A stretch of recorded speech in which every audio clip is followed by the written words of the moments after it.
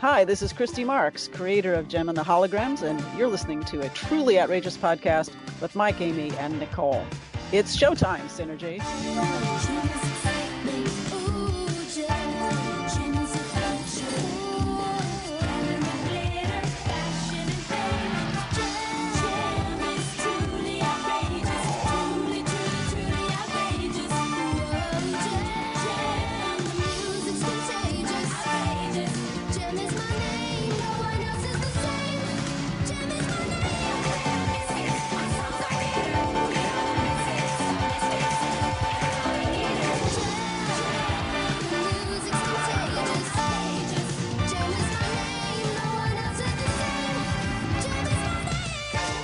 Hello and welcome to ShowTime Synergy, the Jem review podcast here on the GeekCast Radio Network. I am Em, and joining me are my hologram girls, Aimee, hello. Hello. And Nicole, hello. Aloha. Yes, and as of this moment, about 9 months ago, Nicole got her Jem and the Holograms DVD set. Oh, podcast magic. Woo! Yeah, exactly. The DVD set is amazing. There's three or tons of extras. Oh, yeah. Tons of extras. Oh, it does. It does. It really, really does. It's so awesome. So we are here today in episode 17 of the podcast to talk about the final 4 episodes of Jem and the Holograms Season 2. As well as we'll be running down our favorites, least favorites, and all that other good stuff later on in the show for overall on Season 2. And we've got a few episodes in here. We've got one episode in here at least. Could have been the series finale. We'll talk about that in a bit, but it could have been. It probably should have been the series finale. But yeah, that's what's going on as far as that goes. I guess we should just get right to it, right? Let's do it. Why not? Let's go for it, man.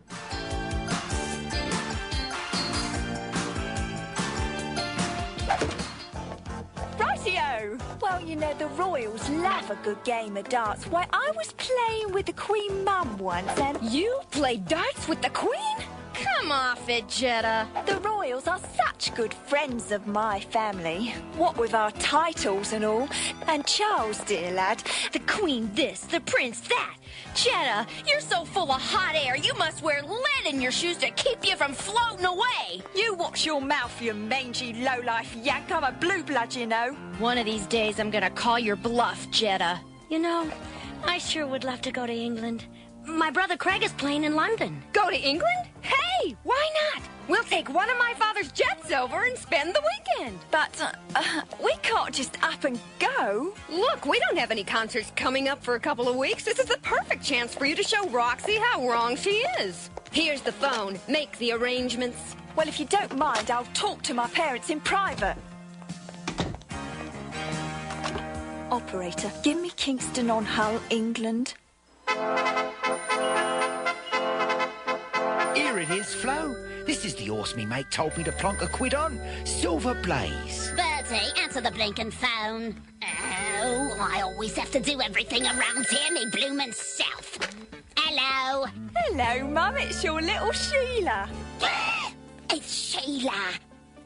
All right. What kind of trouble are you in now? Listen, I'm coming home this weekend and you've got to help me convince the rest of the misfits that we're aristocrats. Are you daft? Us? With a title? Mum, Pizzazz is rich. Her father has billions. If we play our cards right, we can do her out of oodles of dosh. Did you say rich? Oh, that's out of the question. Impossible. But, Mum, if Pizzazz finds out I've been lying to her, she might kick me out. Then I'd have to come live with you again. What did she say? Just leave it to us, love. We'll have a rose waiting for you at the airport. All right, first up today is BritRock. The air date was January 7th, 1988. It was written by Christy Marks.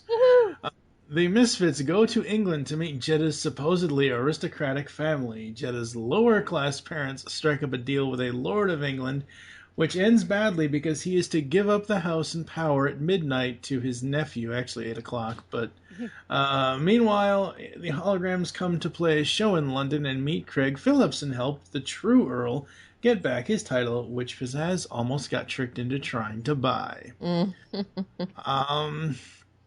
So here's the thing: the original DVD sets that Rhino had put out for this, they only put out the first 2 seasons. They never got to do season 3. Thankfully, Shout Factory came along and did it properly. But because I think Netflix was going off of the original DVDs, for some odd reason, this episode is on disc 2 of the Gem and the Holograms season 3 DVD, but it's not. Let me see which one. That makes. Do you have the Rhino ones or the ones from Shout? I have Shout. Okay. I don't know why they put that. That note needs to be deleted because it's not on the Shout ones. It might have been on the old Rhino ones, but it's not. This episode is on the season 2 disc. I should know. I just watched it on the disc. Featured songs: "I'm Gonna Hunt You Down" by the Misfits. It sounds like Nicole's theme song. Yep. "Between Me and You" by Gem and the Holograms. So 2 new songs, no reuse this time. So that's interesting. I like this plot. It gives an insight. We finally get an origin for Jeddah, which is nice. Well, and the good thing about it is the origin wasn't like, hey, we're going to focus all on Jeddah right now. It was like a lot of stuff was just kind of implied. She's kind of got a really interesting family that are like half like happy to have her back, half kind of not. Yep. So it's like, oh, okay, well, the dysfunction, we know now why she makes stuff up, because her parents are kind of, they do that too. Well, that's what she grew up with, So. Yeah. So it was kind of like, despite that, she's found some successes. She plays a really great saxophone, so because of that, she's in with the Misfits. But I don't think you can be a member of the Misfits without having some sort of dysfunction. No. No. I mean, the closest we've come, and this might hurt people, the closest we've come is Kimber has been an honorary Misfit and Stormer has been an honorary hologram. Yeah. Maybe that's their dysfunction. Wow. Oh, that's awesome. Oh, boy. But I like this one. I like that we see Craig again. I like... I thought that was interesting seeing, he finally, seeing what happened to him, because he just disappears in its initial episode way back in season 2 with the talent search at the beginning of season 2. So I kind of like that we see him again. As far as the plot goes, I don't like Aja's characterization at all. I love you, Christy, but geez, that was just too much drama. Her overreaction. Oh my God! You're married. The thing is, I know women that are like that. Yeah. That like, you can't get out what you want to say, and then they go ballistic And then his friends are saying, "Oh, he's going about it all the wrong way." He was trying to tell her. How is that? He was trying to tell her that Stormer is. How is that going about it the wrong way? In all fairness, why did he have to make it? Just say, "Hey, this is my sister," instead of saying, he's dragging it out. He's trying to make. That they did that for the drama. I mean, come on. I know, and it was stupid of him. This show does play off of the whole soap opera kind of thing for kids. Come on. It's gonna stay stuff like that. I mean, I don't know if you guys used to watch soap operas back in the day. My mom did, and as a kid I kind of was raised a little bit on it. It's like things like that happen all the time. So it's like, in real life stuff like that won't happen, because in real life people don't drag it out like that on purpose. But yeah, there's just like It was comical. It just made me laugh because you knew what was coming before it even happened. Yeah. So it was like, I'll give it a pass just because it's supposed to be that way. It's the only way to make it pull off the right way, because they had to get everybody out of the room so that a bomb would go off on, Craig and Stormer. So it was like, yeah. Well, the bomb was for Mason. The bomb wasn't even for them. So, make the suspense work, you had to get everybody out of the room except the two that you wanted to be in the room. And so it was like, there had to be some gotchas. And yeah. I can't believe Christy Marks tried to kill Stormer. I can believe it if it was Pizzazz or Roxy or Jetta, but not Stormer. Come on now. But they saved them. They were never hurt. Right. Stormer said something about her leg. Yeah, no, I know. It just... We love Stormer. I mean... Everyone does. Everybody does, just because they've already built her character up enough in this season to make you go, oh, we really like Stormer. She's just, she's kind of got in with the crowd that she's in, but we love her because she's still sweet deep down. When she's away from the Misfits, she acts better than she should, better than she does. And, it's just like, okay, so we've already kind of got that little sympathy note going. Of course they're going to put that person in the conflict. I would. I'd be like, if it was Pizzazz, I'd be like, no, let her die. It's okay. That's what I just said. I like Pizzazz. She brings on adventure. No, she does't. If Pizzazz died, I want Stormer to be the head of the business. Oh, no. If Pizzazz died, it would be a knockdown, drag-out battle between you and Nicole as Roxy and Jetta as to who gets control. Then it would have to be Roxy because Jetta's the new girl. I think if Pizzazz was to get out of the picture, Stormer probably would become a hologram. Oh, most definitely. She's just like, I can't deal with this. I'm out of here. What did you think of the plot overall, Nicole? I really had fun with this. I think what I liked most about this is part of my hologram moments, but I'll spoil it, is that the Misfits go somewhere without having the holograms go someplace first.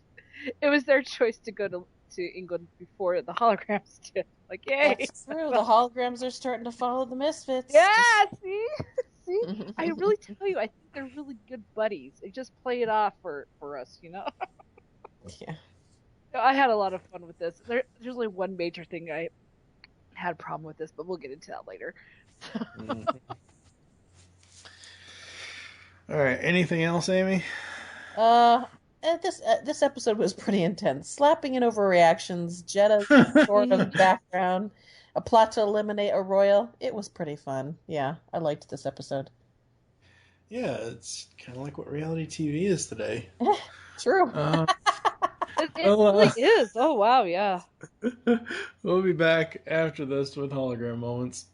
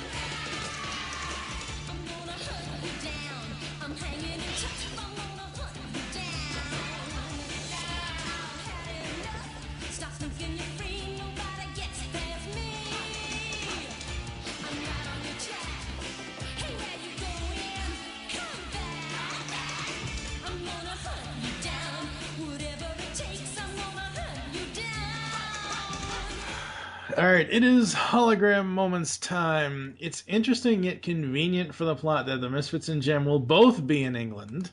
But like I said, the Misfits did a good job and didn't just follow them. They had another reason why to go to England. Right. No, and I agree with that. I'm just saying when I saw that, I'm like, the Misfits thought of it first, and now they're going to say Jem is going to copy them, which they were going for two completely different reasons, and I don't even think they faced off with each other. I mean, the entire plot line of this episode has Jem and the Holograms doing their thing. Stormer is kind of, but not really with them because she wants to see her brother. And then you have the original you have Pizzazz, Roxy, and Jetta at the house trying to pull a con on everyone. And it was just really, really interesting. But I still thought that was really convenient for the plot that they're both going to the same place, which they've done before. That poor fox when he was caged looks so sad. Oh, I don't like that. They named him. Yeah, they named. I think the guy says the fox's name was Ulysses. Yeah, I love that. It's so cute. That's a cute name. Fetch, Ulysses, fetch. I love Jem's line. Synergy. Send a pack of hounds to make those mongrels heal. I thought that was a good There line. was a lot of good one-liners in here. Yeah, there are a lot of them. What did you like about this one, Aimee? You're so full of hot air, you must wear lead in your shoes to keep from floating too. away. Roxy stole the show with that liner, man. She always does. She gets all the great one-liners. She really does. I also have another one-liner from Roxy in here too. Okay. Which she throws the helmet on Jetta. Nobody's home. Oh, that was brilliant. That was so awesome. There's so much to like about this one. Let's see. That was one. Let's see. I liked the Tom Selleck lookalike. He just totally worked for me. I was like, oh, look, he looks like Tom Selleck. Oh, my gosh. Yeah, Lord Trevor looked like Tom Selleck. Mm-hmm. I like the fact that it all works out for her parents. Somehow they find a way to be able to impersonate a rich English family. I was like, how are you going to do that? Those skills. Yeah, they just get really lucky, I guess. I don't know. You can just go down to the, horse races anytime and figure out how to do it. It all works out. And the fact that Jetta was like not worried that, hey, Mom, Dad, I don't know how you're going to pull this off because I know that you can pull it off, right? Mm-hmm. No failure there. I mean, it really would have ended badly had she showed up and nothing was there. No one was there to meet them. And Pizzazz is like, okay, where's your rich, posh family? And she'd be like, it could have ended badly.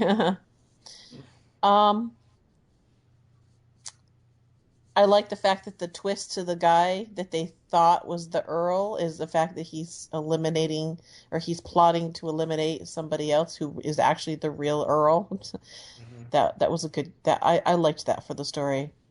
I like the fact that Stormer struck out on her own to go to London to see her brother. Mm-hmm. Yeah. The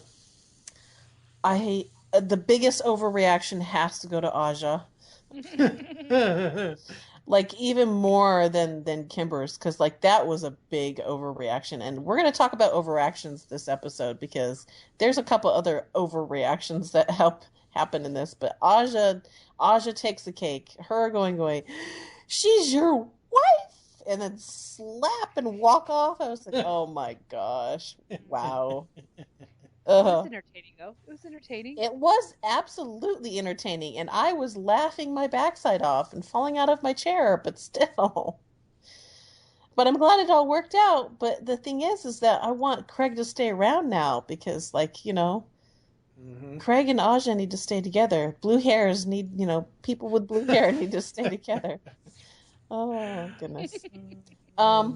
It just need to get the rest of the other holograms sorted so that everybody has a boyfriend, right? Well, they pretty much all do at this point, except for Rhea. Sort of. I mean, you've got Jem with Rio. You've got Kimber with Sean and Jeff. You've got Shayna with... That's the problem We'll talk about that. Kimber with Sean and Jeff. That's the problem, right? That's a huge issue. We'll talk about that later. Yeah. We've got Shayna with Anthony. We've got Aja and Craig. The only one that really doesn't have one is Rhea. And honestly, Rhea is way too young. How do we know what her age is? No, she's not young to have love in her life. If they're old enough to be playing in a in a musical band, they've got to be over the age of 18, 20 years old. I mean, she's old enough. She can have a boyfriend. Yeah, I could have sworn when we were introduced to her, she was only 15, 16, something like that. She was not... I'm going to call shenanigans on that. Oh, I'm just saying, yeah, you can call shenanigans on it if you want to. I'm just saying, I could have sworn... Is there a Jem Wiki? Yeah, there probably There's is. got to be a Jem Wiki. We're going to have to go look that one up. Okay. Yeah. I loved the Ulysses. The little fox's name was Ulysses, Mason's pet. It's like, the guy's name is Mason, right? Mm-hmm. Okay. I want to make sure I wrote that down right. So, okay. That and Mason having... I don't know if you guys caught this in the Between You and Me video. I swear Mason has like a total crush on Jem, because it's like he was having a daydream. It was like, oh, we're together, and like they're king and queen in the video, and I was like, oh, geez, really, guy? He was having a total daydream on that in that video. Just saying. I'm glad that they got all of his finances sorted with the concert afterwards. But I honestly love, most of all, the consequences of what the Misfits have in the end. Having to wash in the kitchens. That was awesome. It's like, that was so much fun. And then, of course, and then at that point, Jetta's like going off on, I'm the secret sister to Mason. And then the reaction with the Misfits. It was just brilliant. It was just too brilliant. I had fun with this episode. It was great. The Jem Wiki does not list her age, but I really, like, if you look at all the other girls and say they're in their early to mid-20s, I would say Rhea is in her late teens, early 20s. No, she's in her early 20s. No, I have to say she's got to be at least in her early 20s. She might be a little younger than the other three or four, but I've never seen her as like a teenage age. I see her as in early 20s. She seems to have more head on. She seems to have her head on her shoulders better than Kimber does. So that immediately gives her more age. That's what I was thinking. I'm like, I still think Kimber's as the youngest of the group. That would completely make sense after the end of this episode. Yeah. I mean, after the end of reviewing the 4 episodes that we're reviewing today. So. All right, Nicole, what else did you have? Oh, well, Aimee took it over, man. That was awesome. I'm sorry. No, that's fine, because you mentioned a lot of things. Like I said, I enjoyed that the Misfits went to England without having to have Jem go there first. I put down, that's one smart fox. My gosh, I love that. I felt so bad when they're like, let's go to Fox. I'm like, no, don't do it. I enjoyed run Fox, run. I did enjoy that video because it shows pizzazz. She may be a brat, but she is more high society, so she was able to handle horse a lot better than Jetta. Because pizzazz, she's in her element here, and being a brat as well. and I put down that Roxy got 2 good jobs in. I love that line. You're so filled with hot air, you must wear wet shoes. Love that line. That was awesome. She's brilliant. Great writing. Christy. So many fun moments. Yep.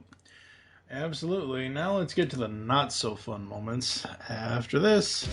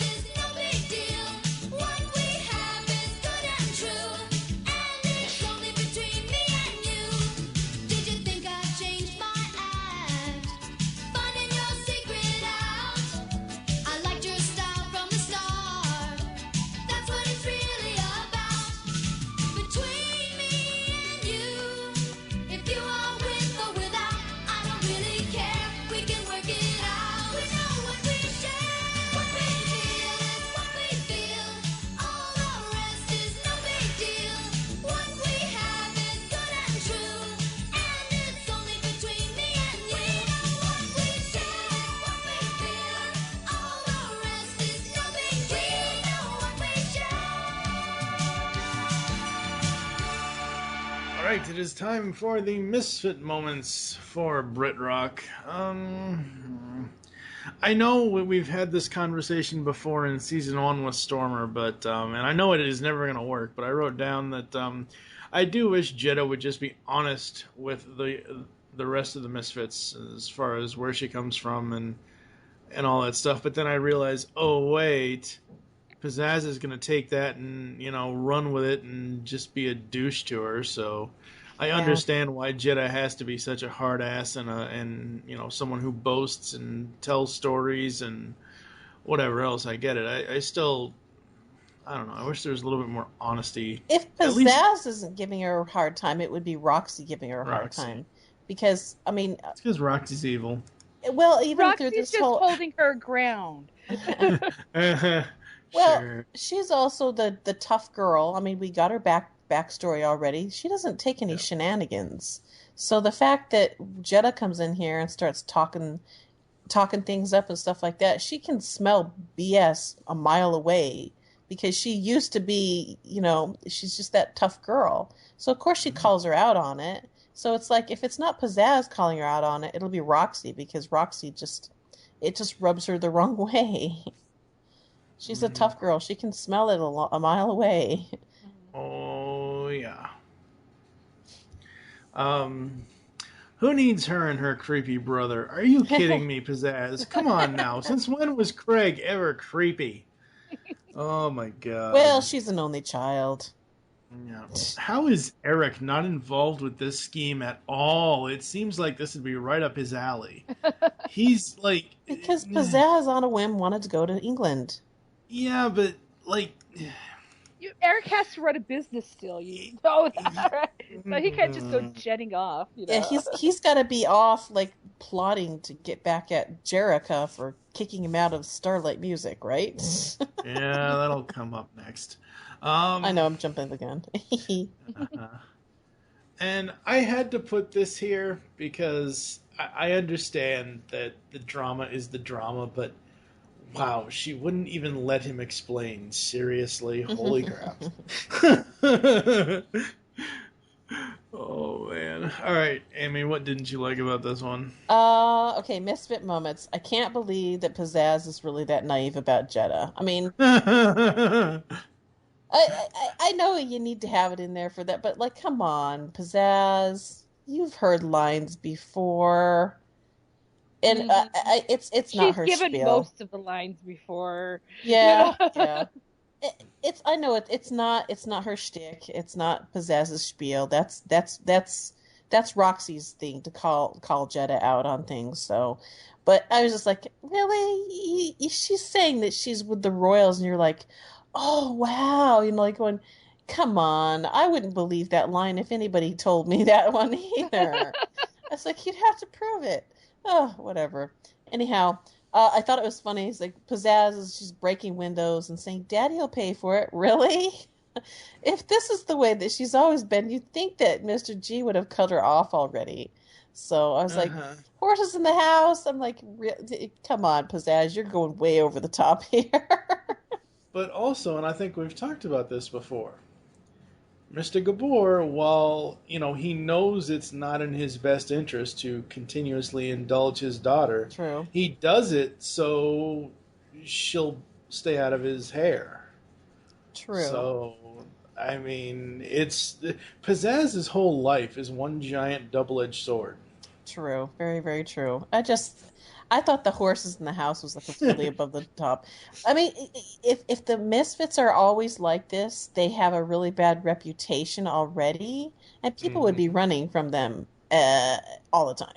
It's like they did run up, hotel bills, and they, when they go to really expensive hotels, they'll be, expecting a big deposit beforehand so that they know that they're actually be able to cover the cost of having their hotels wrecked every single time a Misfit comes there. So, but then if it's like anything like today, which kind of was, they give the publicity to that hotel because they trashed it, so the hotel gets all that publicity.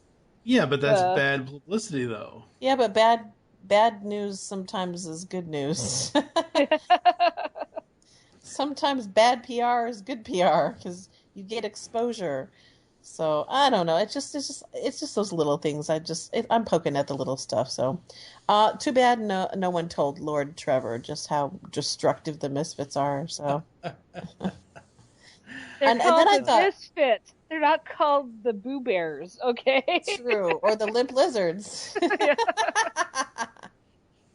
And then last, I had to put this on here because this made me laugh. But I thought, Kimber, you have no right. You have no right. Kimber giving Craig the lecture is hilarious. Just like hilarious.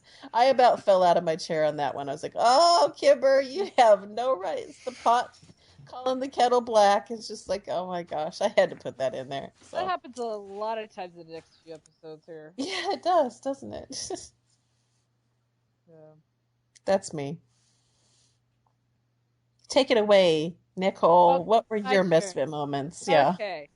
Aja and her overacting skills. She's taking him from Rio. Okay. Jumping to conclusions where you really shouldn't be jumping. Okay. That was horrible. And then I thought Craig was kind of out of character after he was told, you need to go after Aja. He's like, I'm not going to do that. That to me felt like he was out of. It wasn't like his type of thing. I'm like, I don't know about that. But he was hurt though. That's the thing. He was hurt. You know. They were dragging it out. I don't mean physically hurt, even though I'm sure that smack hurt. I'm just saying. You know, yeah. How many times have you ever been slapped by a girl? I've been there. Okay. Wow. I've been slapped before. It's not fun. Well, it's different when you're a guy and you get slapped by a girl. Yeah, that's true. That is true. But the one thing I cannot forgive in this episode, those fake British accents. Oh my god. Wait. Which fake British accents? Oh, the accents of Jetta's parents. I'm like, oh, okay. Oh my gosh, those are horrible accents. I was just like, when they first came out, I'm like, what? That's not a British accent. That's horrible. It took me like halfway through the episode to get paying attention to what they were actually saying besides just listening to their accent. I'm like, They sounded like to me that they were like talking to babies. Like they had this different little thing in their voice whenever they talked with other people. So I just kind of went, at least they're not the main, they're not there all the time. It's like, I did not care for it. It really threw me out of the episode for a loop. And I'm like, okay. But that's like that was like the big thing that I had a problem with this episode was the accent. Because I'm picky like that. I talk to British people. I know what they sound like. They don't sound like that. Yeah, I agree. I talk to British people too, and they don't sound like that. All right, Aimee, what are you going to rate this one? I rated this one a 4.5 because I thought it was a fun episode, and Christy did a good job writing it. I just had fun with it. I mean, despite the little things, there was just so much to just sit there and giggle at that it was just... I really enjoyed it, so 4.5. What about you, Nicole? Take that too. Me and Aimee are on the same brainwave again. I really had it. Besides the accents, I really had no other problem with this episode. Yeah, Aja is overacting, but she's been in the past to react on stuff, so that's Kimber more than her, but still. Yeah. She's your wife. Too much. Don't ever talk to me again. Slap. So yeah, I really had a fun time with this episode. I really did. Yeah, I had a fun time, but I got to take a point away because I just don't. I'm going to give it a 4. I just don't believe half point that no, a 4. Oh, you were going to give it a 5? No. I hate you guys. I'm going to give it a 4 because I had to take a point away because it just... It's not plausible for me to believe that the Misfits can even be over there without Eric, because Eric usually does everything for them. Whenever they get on a plane or whenever they get into any kind of transportation, he already has it set up for them to do it. like, Pizzazz is not someone who does stuff on her own. She just isn't. She has everybody do shit for her. Picked up the phone and said, "Daddy." She just And he was just like, I don't care. As long as you're out of my hair, go. She just wants to go on a trip. Yeah. You know? Yeah. I believe that Pizzazz, with all of her money, and she just pick up and go wherever she wants. She has a private jet, so that helps. Yeah, all she has to do is just call up the pilot and say, "I want to go here," and he's been given orders by Mr. G to take her wherever she wants as long as she's out of my hair. Exactly. Standing orders, right? Yep. All right, we're going to get to the next episode after this. Why, there are tons of sheet music in here. Yes, their mother Jackie wrote hundreds of songs. This looks vaguely familiar. It's Dad's diary. I remember seeing it a few times when I was younger. Where does it start? Does he mention me? Oh, let's see. Here's an entry about Rio. March 6th. Rio, the young boy whose family's just moved next door, came by today. He has a very keen mind. A natural technician.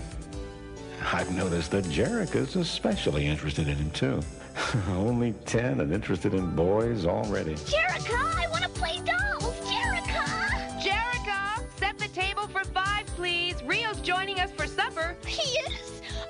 Okay, Mom! Jerica's in love! Jerica's in love! First love. How sweet. This is great stuff. Read some more. Okay. June 30th. We've taken in a foster girl, Aja Leith. She's 11, the same as Jerica. Welcome, Aja. Welcome to your new home. Emmett will show you your room. Why is she coming to live here? Jerica, Kimber, come here and sit down. I want to tell you a story. Once I was a foster girl and was shuttled from place to place without having a home to call my own, never able to share the love of a real family. Now I have my own family, a nice home, and a chance to help other homeless girls feel loved. I hope in time you'll be able to share your love, too. Jackie has finally decided to resume her musical career. So we've decided to launch our own record company, Starlight Music. I've also set up Starlight Foundation, and we'll use the profits from Starlight Music to support more of Jackie's foster girls. November 13th, our second foster girl, Shayna Elmsford, has arrived. April 29th, Jerica's still trying to get Rio's attention, but she's not the tomboy that Aja is. I wish she'd forget about her own problems and help Shayna feel more welcome. Mom, can I get Rio to like me? Oh, I think Rio likes you. Well, then how come he won't pay any attention to me? Well, the first thing you gotta do is stop chasing him. But since you have so much attention to give, how about giving some to Shayna? But she never says anything. Maybe you've just never stopped to listen. You know, maybe you're right, Mom. I'll take us some lunch, okay? That's my girl. June 6th, Jackie had a sold-out performance tonight. The audience loved her. And it gave me the opportunity to test my new equipment. Rio is already showing great talent for audio equipment. The master tapes are of the highest fidelity. Master tapes? What master tapes? It's the first time I've heard about them. All right, up next is Out of the Past. The air date was January 8th, 1988. It was written by Michael Charles Hale. The holograms find Emmett Benton's old diary. Reading it, they learn about how they first met, the origin of Starlight Music, and how Synergy came into existence.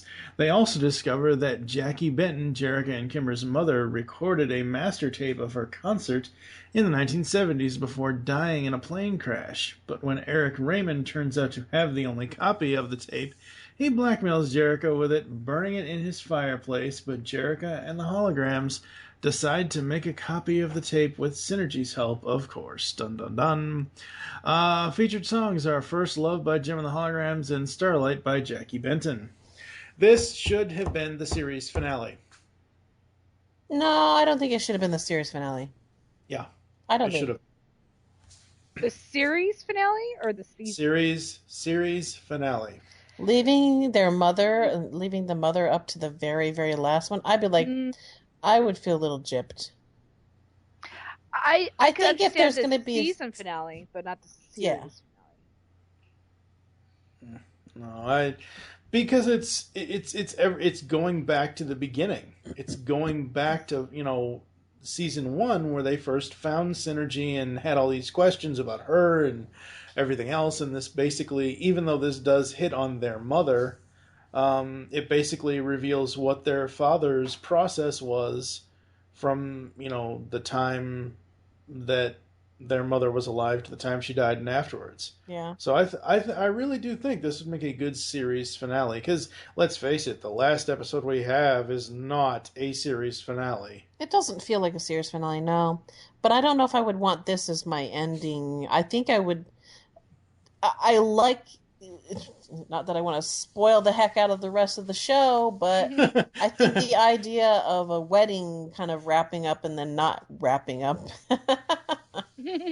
seems to be a little bit better of a show wrapper to me than this. I mean, because I think the biggest thing is we don't really get anything out of, like, we basically find out the heart and soul of the show, I think. With the heart and soul of who the holograms are and why they are, and the fact that we, because we've interviewed Christy, and she says that one of the things that she wishes that she would have hit the Aja and Shayna as being adopted sisters to Kimber and Jerrica harder. Mm-hmm. I can really see it a lot in this episode, and so I'm going back thinking about, well, what were my reactions as a kid, and this one kind of was a head scratcher for me because I liked it. I liked the fact that we found out about the mom. I liked how much the mom kind of just tied the whole show together, even though she's not in it, because of who she was and how she was. It ties so much of who Jem and the holograms are. Everything that they're motivated to do was because of Jackie.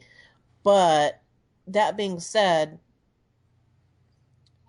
she's not part of it, but this is, like, to me, the beating heart of the show, because it really kind of does show their background motivations, who they are really deep down. Why are they motivated to take care of the girls? Why are they motivated to do this, that, and the other? Why are they following their dreams the way that they are? Why is Aja and Shayna always there? Now we really know. We really understand that. I don't know if I'd want that to be the end. I think I'd want that to be maybe a show opener or a season opener, that type of thing, because then you really get the explanation of how it is that they are who they are. And I like that. But I don't know if I'd like that as an end note.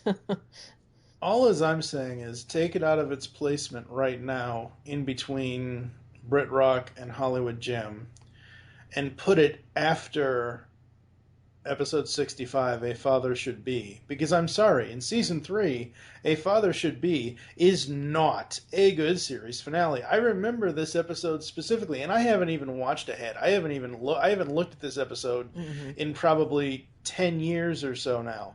But I remember it because it has to do with Riot and his dad helping Jem and the holograms deal with, finding Bonnie's father.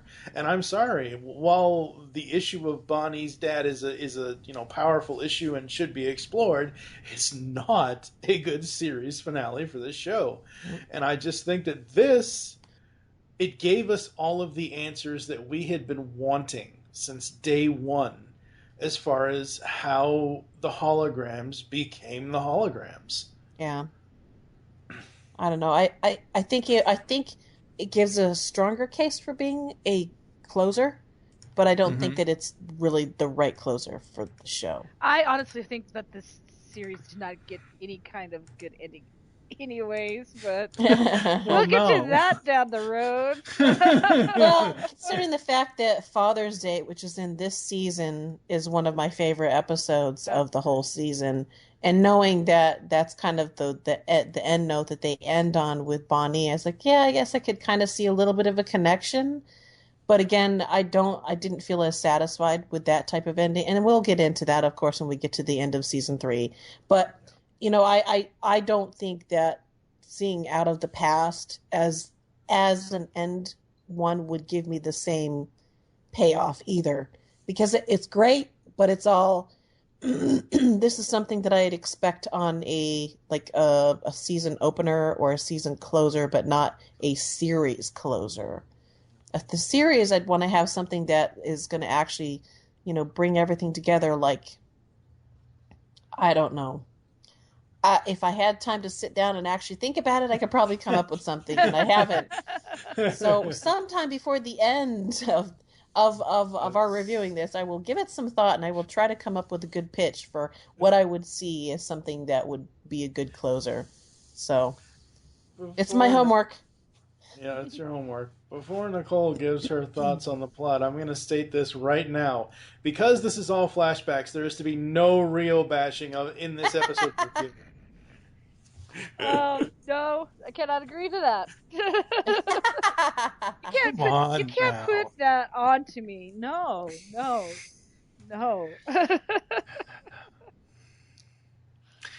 All right, what did you think of the overall plot? Overall, I love this episode. This is, like you guys said, this is the episode we've been wanting for a long time. Because we never knew about where Aja and Shayna came from. You're like, okay, so where did they come from? They just popped in and said, hey, I need a job. But no, you get to see where they come from. And there's so many emotions in this episode. It's just like, was one of those episodes I felt like should have been a two-parter. This should have been the two-parter, not the next one that we're talking about. Because I would like to see more about Jackie and her band. And was this the first time that we ever got her name? Was in this episode? Okay, that's what I thought. Yeah, too. And I just wanted to know more about her parents. I mean, apparently they're great people, taking on all these kids and doing all this work. Oh man, I just fell in love with her parents, and it's just like, oh no, they're dead. This is horrible, But yeah, I really did enjoy this episode, even though Rio was major part of it. Well, come on now. I'm not kidding. He was an adorable child. He was adorable. And we've got some grooving tunes there, man. Sorry. So, it's phone call. What can I say? Rio, Actually, you know what? I do not plan on bashing Rio in this one. Thank you. Good. Except for one part, but that's okay. Who you should really bash is Jerica, considering what she does to him or tries to do to him. Yeah. This is really all Jerica's fault. Rio's just an innocent bystander. Don't worry. In the flashback, he is an innocent bystander, so you cannot not allow me to say that, because he is. I'm not going to bash him this time around. Just one little part, but that's okay. Little part. It's okay. It's not major. I have to say, though, in closing of this episode, I like the fact that Mom and Dad were Mom and Dad to all of the holograms. And I think I like that. I really kind of do like that, is that it wasn't just all about, because in previous stuff like the Father's Day, we didn't get to see that as much. The Aja and Shayna, how they reacted to, Father, because he was the dad that they knew. Mm-hmm. So, if anything, this episode really illustrated that really well. So I really liked that. Yeah. We are going to get to the hologram moments after this.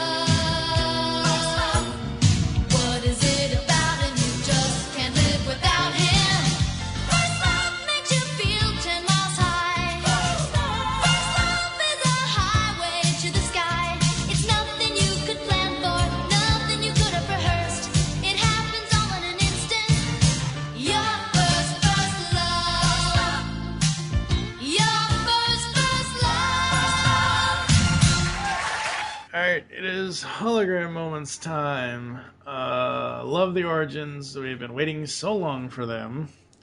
I love how, we see what Aja, where Aja and Shayna came from, which is interesting. And the whole foster thing even goes back to the Bentons themselves. Because I just thought... Mom! It was Jackie. Jackie was a foster kid herself, so...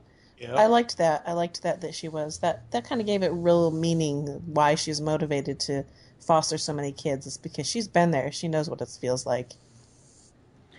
Yeah, I also wrote down we even get the origins of Synergy, and this might be the best episode of the entire series. When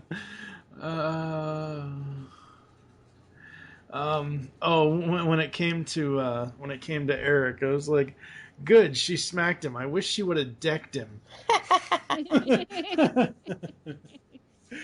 What'd you like about this one, Aimee? I liked all the cute moments between the girls. Like, you get to see, like, Kimber being the little sister, and Jerrica being smitten by Rio, and Aja the tomboy, and Shayna being shy. I just liked that. I liked that. That was just really good to see them as little kids. It's like, the pigtails. Kimber's pigtails were adorable. Oh, she was so cute. Oh, my God. What happened, man? What happened? She couldn't have Rio. She couldn't have Rio.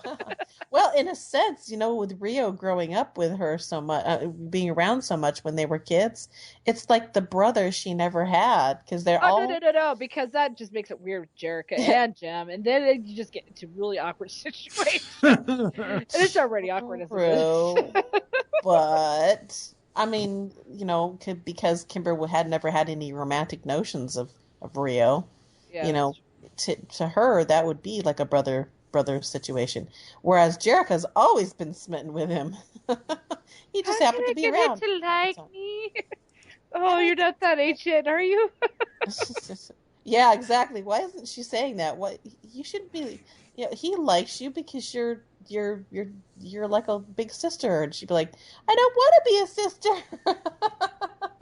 Oh, that'd be a fun conversation, let me tell you. I like the idea of the master tapes and the releasing tapes on the tribute album type thing that, we're getting in the present, where Jerrica's trying to get that to happen. I like the reaction. I like the reaction when her mom says, well, that's how things go. And, she's like, but I want... Oh, okay, the reaction I was going for. I like the reaction that Kid Jerrica has, like when her mom says, I've got to go... this is my job, I'm a band, I've got to pay attention to my musical career. And she's like, I don't want you to go. And she's like, because that's such a typical kid response. I mean, it's sad that ultimately that was the plane flight that Jackie dies on, which is, you've heard the stories thousands of times. I mean, there are lots of people that have different things where you get mad at the wrong time and you find out that that's the last time you get to see them, and it really sucks. But, it just made it so much more authentic, rather than be like, oh, Mom, you're so perfect. I give you hugs and kisses, and there's never any bad moments ever between us. Because, that happens, You love your kids, but you still, every once in a while, have those moments with them, right? Mm-hmm. So I liked that. It gave it an emotional authenticity, and I've said this before on the show on different episodes where they've done that, and I really, really liked that. I had to put it out here, so I'm glad it wasn't. I like it that it's not Kimber doing it. Yeah. I like it that it gives depth and development for Jerrica, because it's not, I think, the only time to this point we've ever really seen her get stressed out was that episode, the Jem, when there was too many Gems. That one. One Gem too many. That was the only time we really saw her get super stressed out. So that's what I loved about that scene, was that it was Jerrica having the issue, not Kimber. Yeah, because she's always making the hard calls and being the adult, Mm-hmm. which makes sense too, because she's the older sister, and she's had more of the responsibility like on her shoulders because of that. And maybe Kimber hasn't so much, which is also the reason why Jerrica comes off as the mother figure sometimes in the relationship between those two, is because of that. But you're right. I mean, you get to see that she's not always been that perfect little princess, you know. She's had her little selfish moments too, because, you know, kids have those moments. So I also was kind of glad, because up until this point, since we haven't heard anything about Jackie and any of her backstory, I like the fact that it was she died in a car crash or a plane crash rather than she got sick and died, because that's the other overused one. It's like, oh, she just got this, you know, she died for whatever reason. I'm glad they didn't keep that like that. I'm glad that they gave it something more like, oh no, it was a moment where kid and mom have a moment and then she dies in a plane crash. It's like, that made sense. Yeah. What about you, Nicole? What do you like about this one? I got a little list here too. Okay, I love knowing that Aja and Shayna are now are considered sisters to Jerrica and Kimber. I really like that. I like seeing the mix of the families coming together, and it works out. I love it. I thought they did a great work at making Jerrica's voice younger. It sounded younger, but it did sound like the same character, same person. I liked that. Yeah, that was really I don't know if that was the same voice actress or if they got a different actress, but they did spot on. I really like, that really does sound like a younger Jerrica. You know, they just didn't put just another little kid's voice in there. I thought they did a great job with that. Okay, the holograms of the other 80s properties. Come on. That was awesome. They had, you know, like the lion. That could have been for Thundercats or Voltron. They had the robots, of course, Transformers. I expected it to say Transformer when they came up on the screen. I was like, oh, yes. And it didn't. And I was like, darn it. They had like Teddy Ruxpin, like that. Yeah. And then they had the like the Silverhawk. I'm like, that's awesome! Oh my gosh, I loved it. I love the holograms of those. And I was surprised to see how loving Synergy is for a computer. I mean, she was at the very end when she's talking to Jerrica, and I'm like, oh, she's a sweetheart. She needs to give lessons to Rio. Not joking.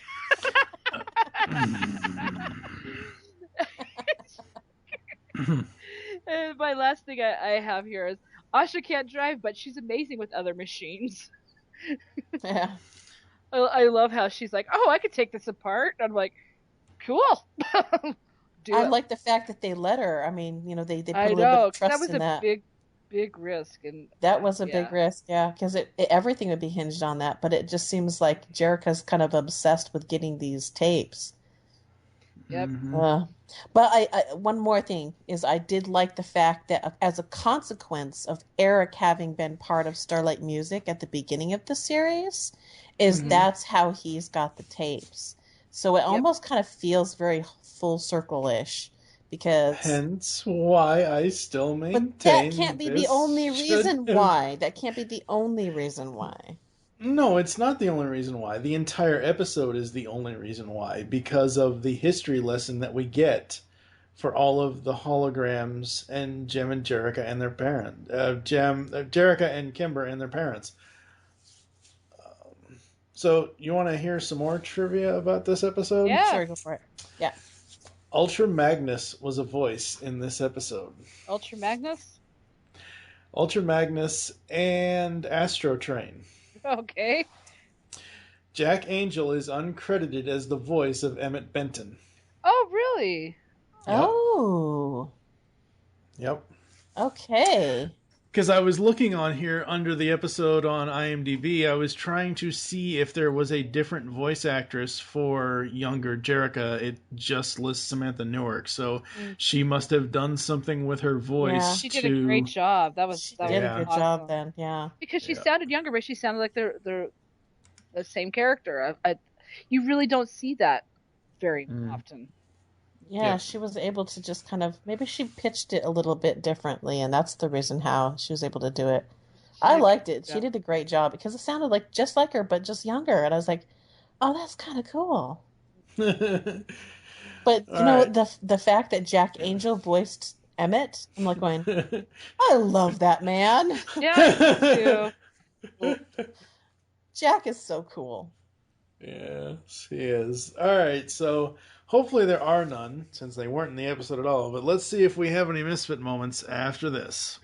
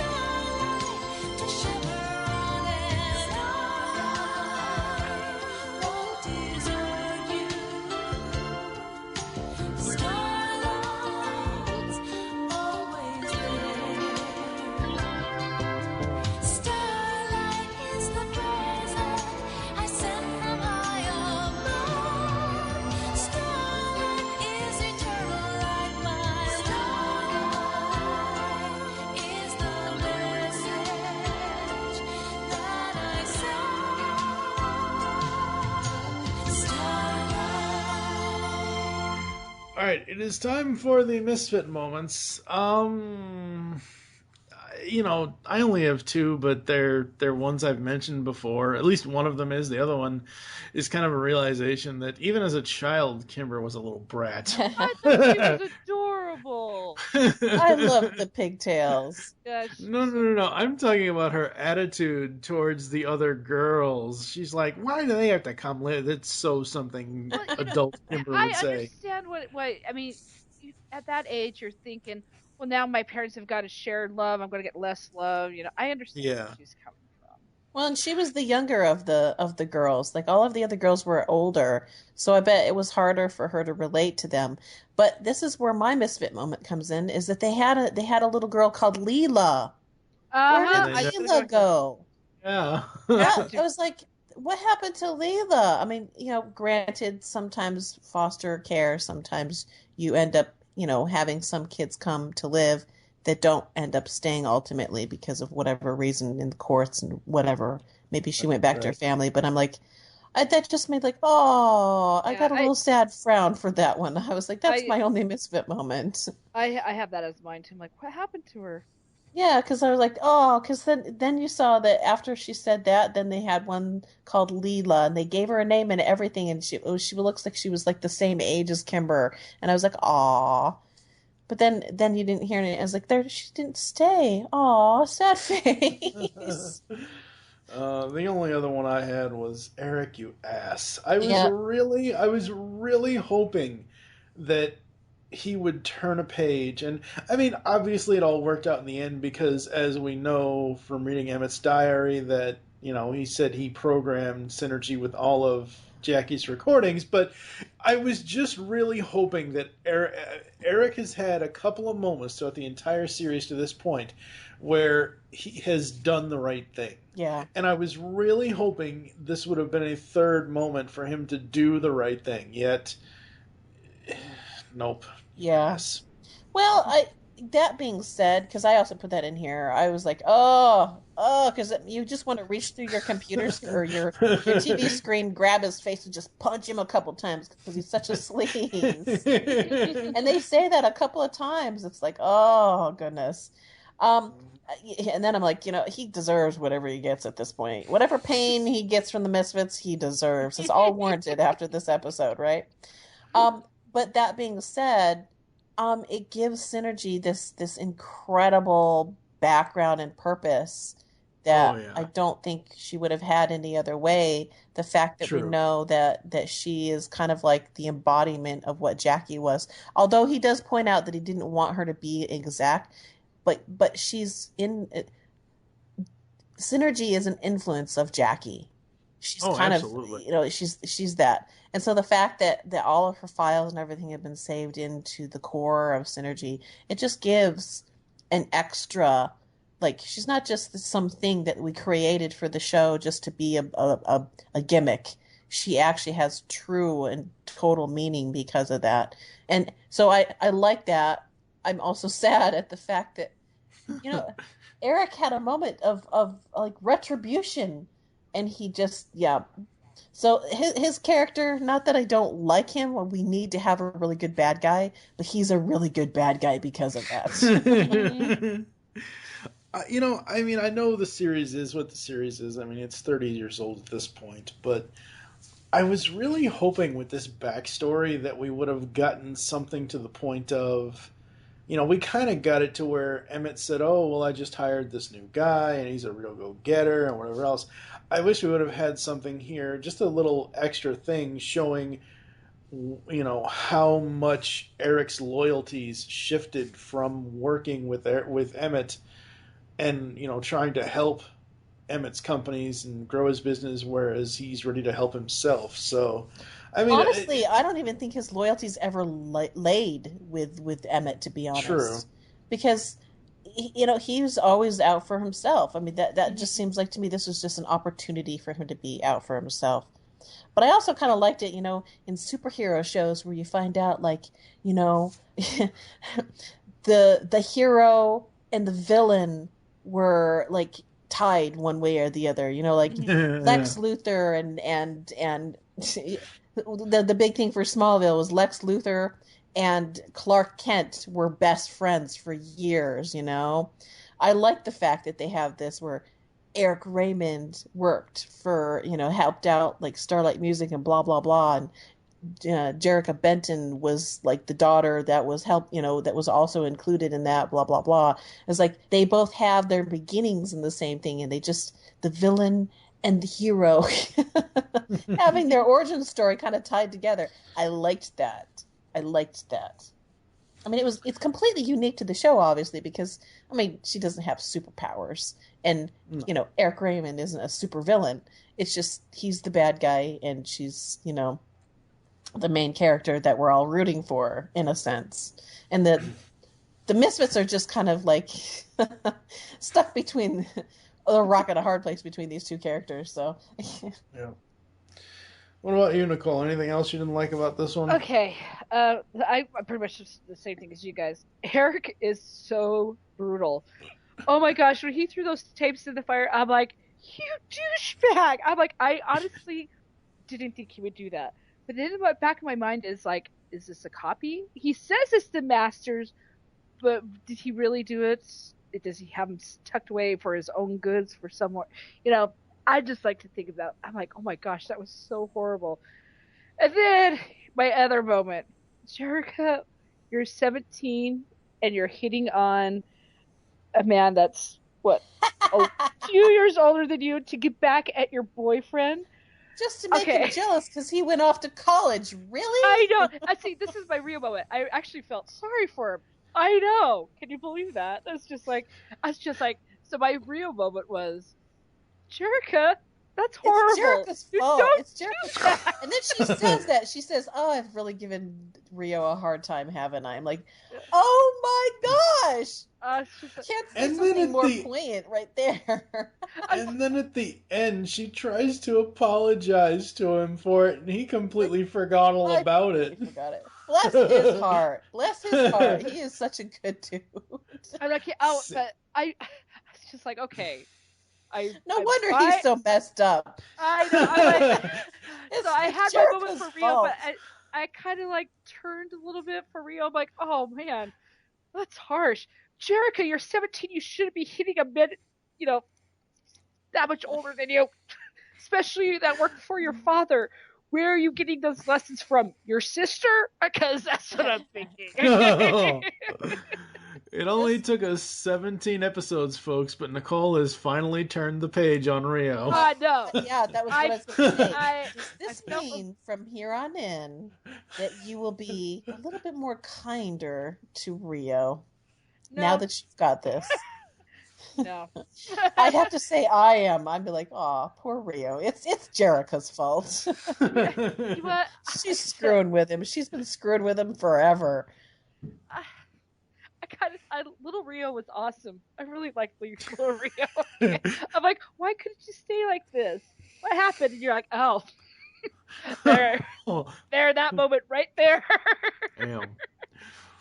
All right, Aimee, what are you going to rate this one?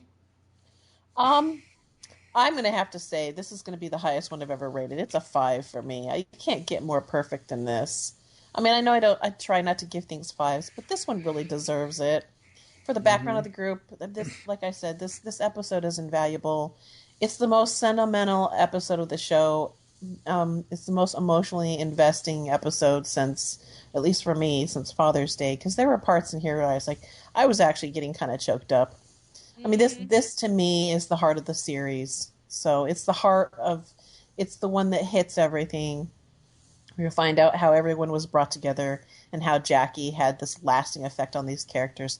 And she hasn't even been on the show until now. But her influence is there. And so it's like, it just got me right there at the trigger.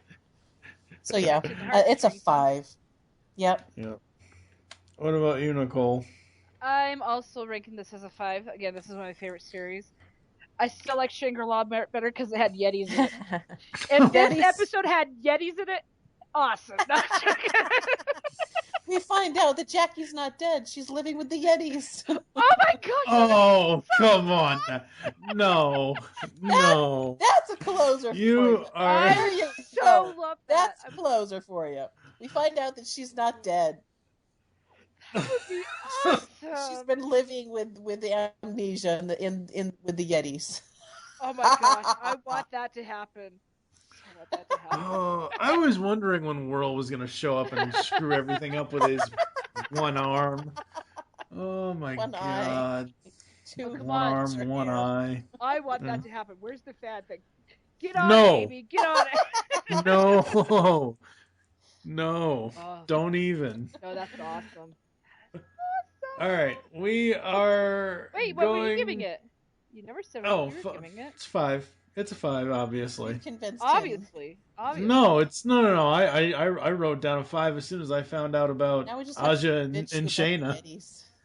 No, that'll never happen. We're gonna move on to the next episode, folks.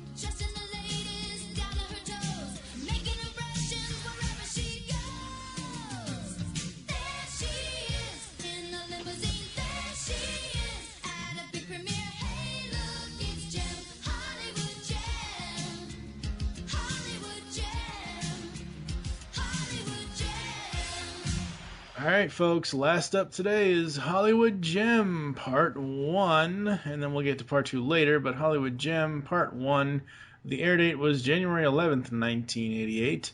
Jem is nominated for the Best Actress Oscar, while Kimber becomes involved in a wild love triangle. Dun, dun, dun. At least she's narrowed it down to a triangle. Yeah, it's true. It's only a triangle. Featured songs are Hollywood Jem, You Already Know, and Too Close, all by Jem and the Holograms, because this entire episode, the Misfits don't ruin anything. They should have. I would have enjoyed them interrupting a certain ceremony that happens in this, or the build up to, or whatever. That would have been fantastic, don't you think? But the question is, which one of the Misfits would have gone after Jeff? Because if you think about it, you have to think about it in Jeddah. Because they're both... No, wait, she's British. No, that Jeff's not British. Sean's British. Sean's British. No. Well, we already know Pizzazz has gone after Sean once before, so it'd have to be Jeff. Roxy went after Jeff before, remember? That's right. Because the way it would have to play out is kind of how it already plays out, but it would have to play out where Roxy interrupts because she wants to steal Jeff from Kimber. At least it didn't make Kimber's choice easier. Yeah. At least it didn't make Kimber's choice easier. All right. Yeah, that wouldn't have been as much fun, would it, huh? No. It wouldn't have been much fun in part 2 when you have the ceremony and you have Rio entering a love hexagon. Crazy. Oh man! All right, the plot, I like it. I think it's interesting. It's a good wrap for season 2. I think so. It is. There's she only the only thing is like, and I don't know. I'm not looking up any information on this, but I mean, have actresses that have just started has any actress that just has only done one film? Okay, I was gonna say, because well, look at Jodie Foster. She was nominated when she was young. The gal that well, it was an Oscar, but it was for Golden Globes. The gal that plays Annie, left from last year. No. I'm not talking about age-wise. I'm talking about just at the first time. Yeah, both of them started. That's their first movies, and they've been so. Okay. The little girl that plays the new Annie. Yeah. Oh, fantastic! She's so cute. She was nominated for a Golden Globe. I don't think she was nominated for the Academy though. So. That's still good though. Yeah, it's still pretty good. I mean, I wouldn't knock it. Yeah. Yeah, she's really having a hard knock life, isn't she? Oh boy. So Jem gets nominated for Best Actress in a long line of Best Actresses that includes a Sigourney Weaver copycat. Oh my gosh, I love that. Wasn't it earlier in the season Sigourney Loomis? I couldn't tell you. All right, I'll have to go back and check that because, like, I was looking at my notes and when we first are introduced to that, it was like at the very early in the season, and I wrote down Sigourney Loomis. So I'm gonna have to look at that again and see because I thought I don't remember I don't remember what the actual name was that they came up with. I just know it was Sigourney something. I mean, obviously it's a play on Sigourney Weaver. Yeah. Because I mean, the animation model looks just like her almost in her Ghostbusters days. Yeah, and then on top of that, she's like nominated for an Alien movie. I was like, oh my gosh, that was the dead giveaway right there. Oh, it was awesome. It was awesome. And the funny thing is, as I'm watching this whole thing, because this was the part 1 was where they had the Harriet Horn show, right? Yep. I believe so, yeah. This whole thing reminds me of Naked Gun 2 with the whole Academy Award. No, Naked Gun 3, I'm sorry. Naked Gun 33 and a third. With the whole Academy Awards thing and all these categories and all these knockoff, with Drebin and Jane, they basically play copycats of Phil Donahue and Vanna White. That's awesome. I don't remember that one. Yeah. Also, I wanted to put out there real quick, just because this is a Roger Slifer episode.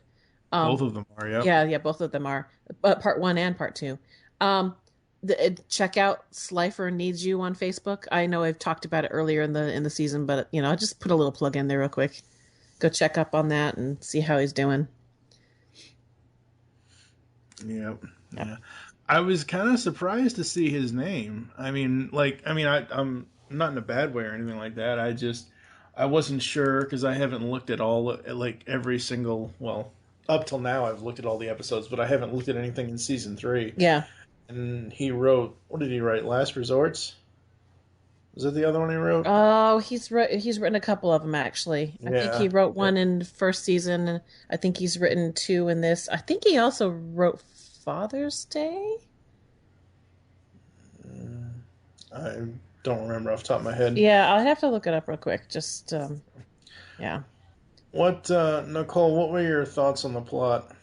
I had a lot of fun with this one. I mean, there was definitely two separate storylines going on, but it made it work, going back and forth.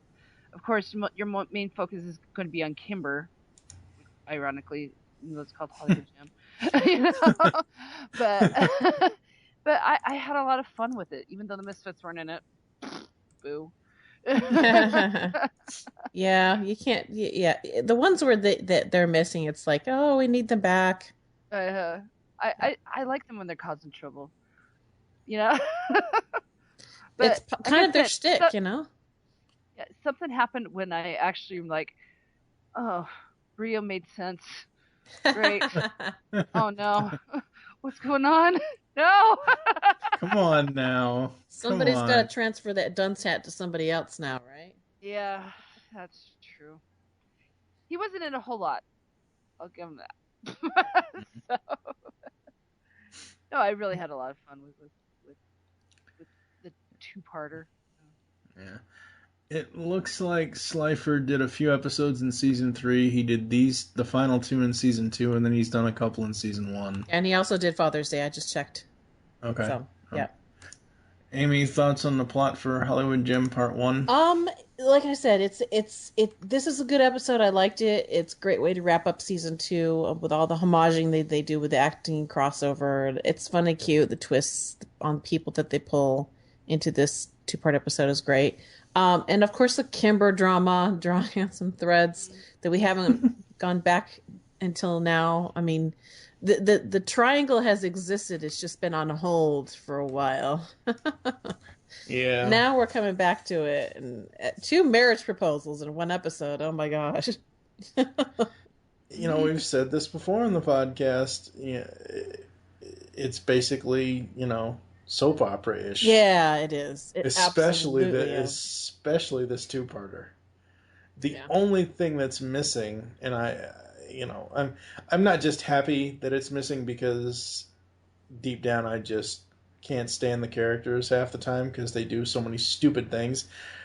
It really is kind of missing a Misfit moment as far as them coming in and screwing something up. But I kind of like that it doesn't have them because it gives us a chance to see the hologram characters without getting a break from dealing with the Misfits. Because if you think about it, and I think we've mentioned this before, these people, if you think about it in a real world scenario, these people are probably dealing with Eric Raymond and the Misfits every single day of their lives. Almost, yeah. I mean, Eric and the Misfits are not going to give them a break. So, I really did love this one. The first part of it was really, really well done. I actually thought, when I was watching it, I thought it was already into the second part, and I'm like, wait, why is this episode still this is still part 1. What is going on here? It felt like it went on forever. There was a lot. They put a lot of stuff into it. So. I know. There was a lot that went on in these 2 episodes.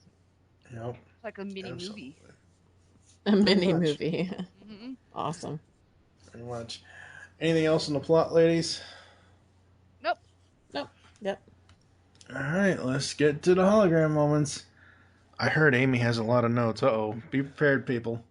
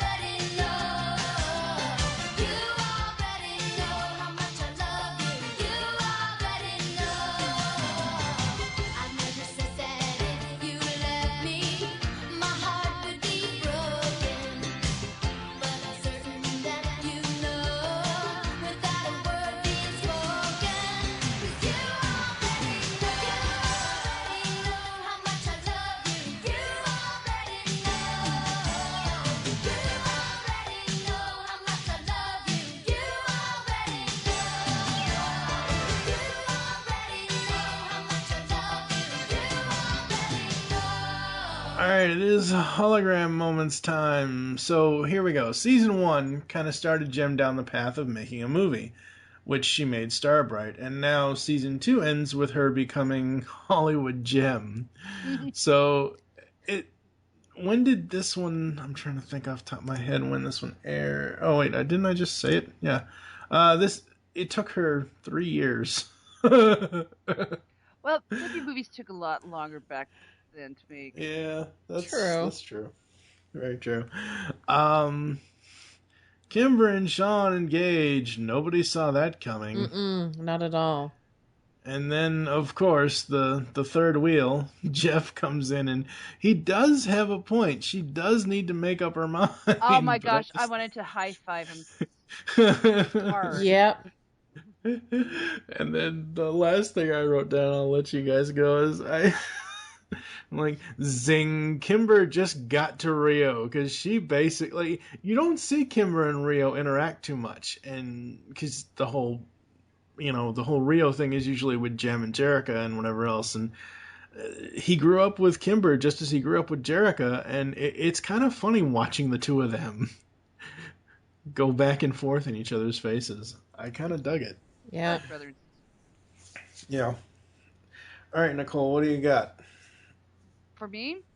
Yeah, you. I only have a few because I know that Aimee has a lot. No, seriously, go all out because I might pick out things that you don't. So, well, I just actually, this is one of those episodes I just caught myself watching, so I'm like, oh, I should probably write something down. So I don't have a whole lot written down, but I really did enjoy it. First of all the Hollywood names, the play on names was awesome. Yeah. Sigourney Weaver. First of all, that's awesome. They had her down. Everyone knows that Sigourney Weaver. I loved it. Hot tubbing and formals. This needs to happen. I was just like, come on in. I'm like, just ruined your dress.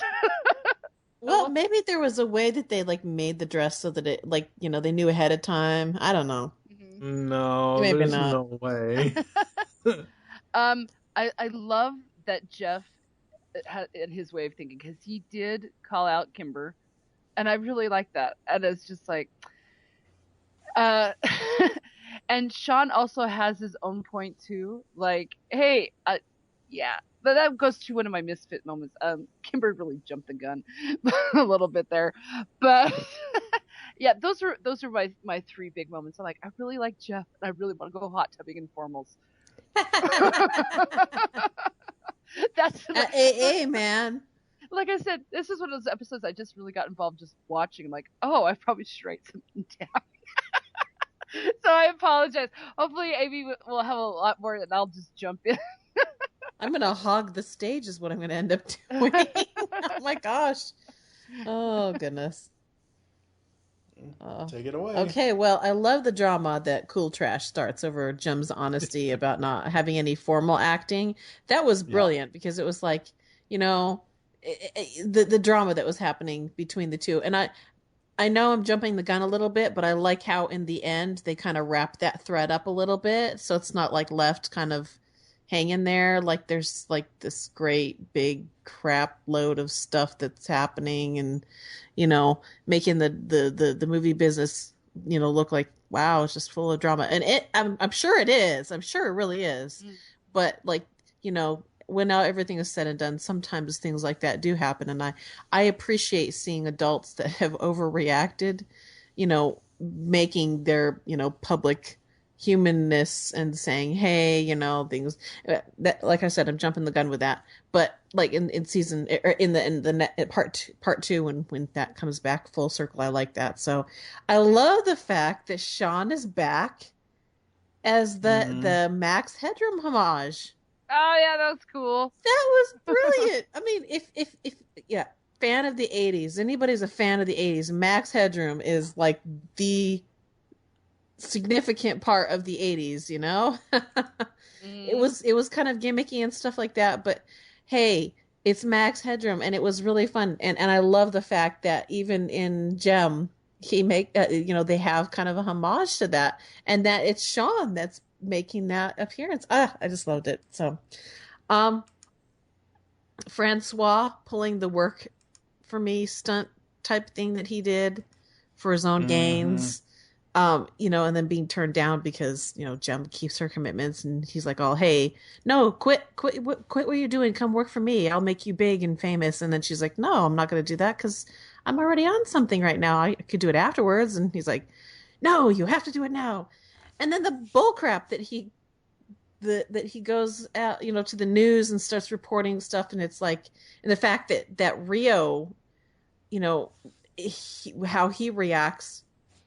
And, you know, his reaction was brilliant, of course. And I was like, finally, we've got a Rio here that's like, you know, don't mess with him, man.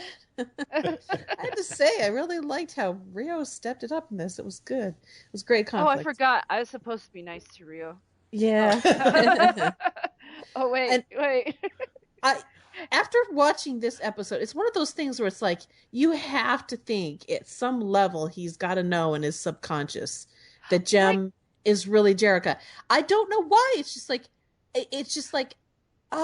drama. Well, no, it's like what I said when we interviewed Christy. I'm like, I think it's a game between Rio and Jerrica because I think he knows and I think she knows that he knows, and it's just like this little love game that they have. It's twisted, yes, but at the same time, it's like you've got to think. I mean, this episode especially, I'm like, he's got to know. And I know we've talked with Christy, and she's like, she kind of left that hanging, and I'm like going, yeah, but there are so many instances where you're like, dude, he's got to know. He's just got to know. Anyhow, I had to put that in there. Unless we are ever going to get a new updated Jem cartoon series, I don't think, doesn't matter how many times I have Christy on, any GCRN podcast interview, whatever, I don't think she's ever going to tell us if he actually does. Well, she did kind of say that he doesn't, but I mean, you remember when she said, she's like, I really like messing with Rio. Yeah. And I was just like, and that's when I fell madly in love with Christy Marks. Oh goodness! That interview was so awesome. Oh. It was a blast. That was fun. Awesome. Yeah. Oh goodness. Okay, so Sean, the part where, you know, Sean takes her up, you know, to, you know, she's like, where are we? Lover's Lane. Come on. Are you that ditzy, Kimber? You don't know that, you know, you're going someplace special? It's Lover's Lane. Come on, man. Well, there wasn't a giant heart-shaped harp there, so how could she know? Yeah, but spoiler for next episode. Yeah. You know, the thing is that at that point I was like, Kimber, if you let Sean go this time, you are crazy, because he is so awesome. I like Sean. He's just like, I like Jeff too. Don't get me wrong. Jeff has a part, but Sean is like the romantic. Sean has the accent. And he has the accent. Yeah, it's like he's so smooth, you know? Oh, goodness. Okay. And he, you know, you get this sense that he adores her. Whereas Jeff, I don't know if he adores her or if he just wants her as eye candy. You know, the girl on his hip or whatever, on his shoulder. I think I think he does love her, but he's still at that kind of an immature kind of stage. Let's go have fun. Yeah. Crazy stuff. Yeah. I mean, technically, Kimber is still there. She never left. True. Yeah. But again, and then the next thing I put on here, like the fact that she finds a way to overreact, because afterwards she's like, oh, you know, she's like, because like he's not ready to take that next step in their relationship or whatever, and she's like, I thought we and she goes home crying. I was like, really? You just had a wonderful night with a friend of yours. And... I didn't get that part. That was in one of my misfit moments. I'm like, wait. But the fact that she goes in and Jerrica's like, what have you been doing? She's like, I was like, really, Kimber? Oh my gosh. I mean, it made sense for the situation. Right. Because then she kind of goes back, and when they're the whole proposal thing and all that, and she's like, oh, and it's like, you ditz? Really? Oh. Okay, so we've pretty much transitioned into misfit moments. Sorry. You have any other positive things to say about part one? Let's see here.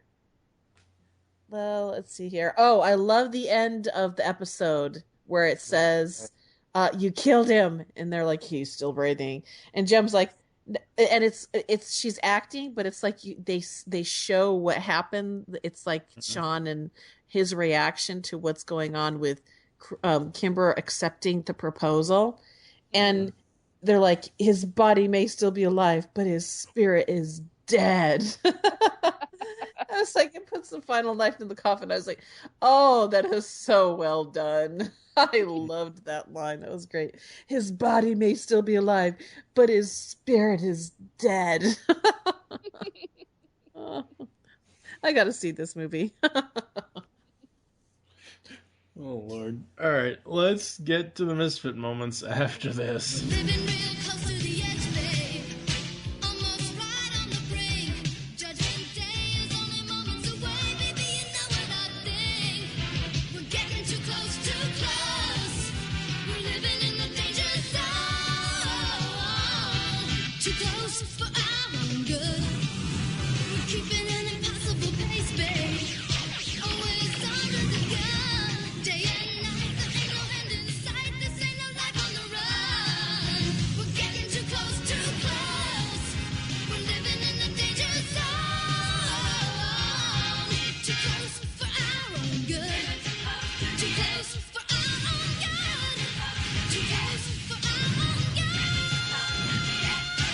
All right, it is time for the Misfit Moments for Hollywood Jem Part 1. Jeff just came back into her life. Jeez, talk about moving fast. Yeah. Like, seriously, they make it seem like Jeff has been gone for 6 months, 8 months. They make it seem like what happened in the flashback in Out of the Past where Rio was gone off to college. That's what they make this seem like. Kind of, almost. I mean, that's really what they make it seem like, and yet he just came back into her life and she's already ready to marry him. Ugh. Yeah, and the speediness of the whole thing, it's like, it almost proves that why these two shouldn't be getting married. Yeah. Mm-hmm. It's like, it's kind of like that old song, "Hey baby, let's go to Vegas." Oh, God. Oh, man. That would have been an episode right there. Yeah. Having strange flashbacks to the 90 and John Michael Montgomery's Sold. Anyway, sorry. Bad country music references. And Kimber is such a brat. Oh, my God. I wanted to strangle her all episode. She turns into a bridezilla. And it just... oh. Go ahead, Nicole. Oh, my Misfit moments? Okay. Mm-hmm. Okay, so Kimber is already thinking about engagement, and when she's with Sean, but she's dating other people. I'm just like, hello? Let's see. Rio giving Kimber dating advice? No. Yeah. No. No. I did have this in my hologram moments when Kimber puts Rio in his place, saying, like you do with Jem and Jerica. That was a brilliant moment. I agree with that one. I did want to high five her right there. Yeah. But Rio giving Kimber advice? No. And my question is, okay, so Jem did this big, huge, elaborate movie. I kept on going through. How did they put Hollywood makeup on her? That's what I was. I don't think they did. Well, they've got to do. She makeup. came done up. Yeah, she came already done up. That's what they've done in the past, where she's like, I know. Okay, I'll get my own done. That was just one of those moments, like, huh. I know it's totally a Kimber episode, but I just thought of that. I'm like, wait, they need to explain this. How did they do her makeup? Yeah. Yeah, there's so many Kimber moments that were just like facepalm. Like when she came back crying after date with Sean. I was like, oh, come on, you just had a lovely date. Jerica treating Kimber as if she is still 16. I understand she's a sister and she'll always be that way, but yeah, she's about ready to get engaged. She should be old enough to stay out till 3. Plus, she's a rock star. They're going to stay out anyway. These are like the only rock stars that go to bed at 10. I swear. Or they're the only ones where the big sister waits up for the little sister come home, and then she's like, "How was it?" I mean, she doesn't ask about how the day is or like what's the juicy parts. Did he kiss you? Do you like him? It's like, why are you coming in so late? She's like, really? Come on, sisters. Sisters sit down and they tell each other the dirt on stuff. Like, oh, because like, hey, mom's not here and dad's not here, so like, let's talk about the juicy stuff, man. Yeah, let's get down to the nitty-gritty. Where did he take you? What place did you go to? Come on. So, yeah, those were my misfit moments. Yeah. Mm-hmm. What about you, Aimee? Oh yeah, the Jericho meeting. I kind of already putting in that one in there, but like I'm glad that Kimber snapped at her for that, because hey, misfit moment, but still at the same time, she has to put Jericho in her place because she's not one of the Starlight girls, let's just say. Exactly. Yeah. The only thing I didn't like about the whole love triangle thing that was going on is like we introduced the typical woman stereotype where all she wants to do is be married. Have you thought anything about that? Being adult, being married, coming back and like working and doing the band thing as well. I mean, or are you just like, no, I just want to go off and be married and have a happily ever after? It's like, really? Because like, I don't know, just the typical woman stereotype that I thought every woman is desperate to be married. And I'm like, where we have Dance, where she's like, I blasted Dance for not taking a chance in the relationship because she doesn't believe in whirlwind romances, from the Renaissance Woman episode. Mm-hmm. It's just one extreme to the next. And so it's like, okay, yeah, let's I wouldn't mind having a wedding if it was like a character that's like, let's because little young girls and some young boys are watching this, and you want to pass a message about whirlwind romances. This episode really kind of does that because there's a lot of whirlwindness to it. It's just one of those things. I was like, I'm probably overthinking it just a little bit, but at the same time, the drama factor and the soap opera-ness, there kind of has to be a little bit of that whirlwindness to it. So anyhow, just thought I'd point it out, but anyhow, let's see here. Anything else? Yeah, I do have another thing. I just want to. I kind of condensed all that into what I just said, so I'm not going to read every little bit of that I wrote. So, okay. Oh, I thought it was interesting. I kind of put in here that she's got to have that adult conversation where it goes, what does she really want, and who is the guy who is really the right guy that fits what she really wants. And Rio, I guess they try to kind of put that in there, but at the same time, I'm like, because if your life is going to flash before your eyes in the next 24 hours because you're going to get married and all that stuff. What do you really want? Or are you just going through the actions because you want the attention?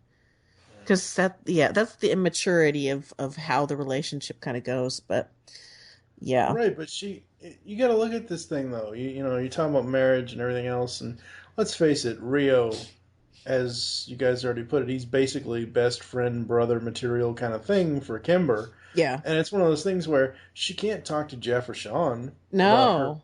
I mean, So she's got to bounce it off somebody, and it's, Mrs. Bailey is nowhere to be found as usual. Bailey. So she's at home watching the Starlight Girls. No, she's down in the basement drinking her sorrows away. Where she went wrong. Well, okay. So if Mrs. Bailey is at home with the Starlight Girls, then why the hell didn't she bring? Then how the hell did the Starlight Girls get into part 2 unless she drove them there? Somebody must have brought them there. All right. Okay, one last point. Okay. I just picture Miss Bailey burying the bodies of the other Starlight Girls. The ones that we never got to know and never had names. Yeah. She's buried them in the basement. Suddenly, Jem takes on a whole horror film kind of vibe, right? Exactly. Oh, man, it could get dark, man. It could. It basically turns it on its head. It's don't tell mom the babysitter's dead. Don't tell the babysitter's mom's dead. It turns into an American Horror Story episode.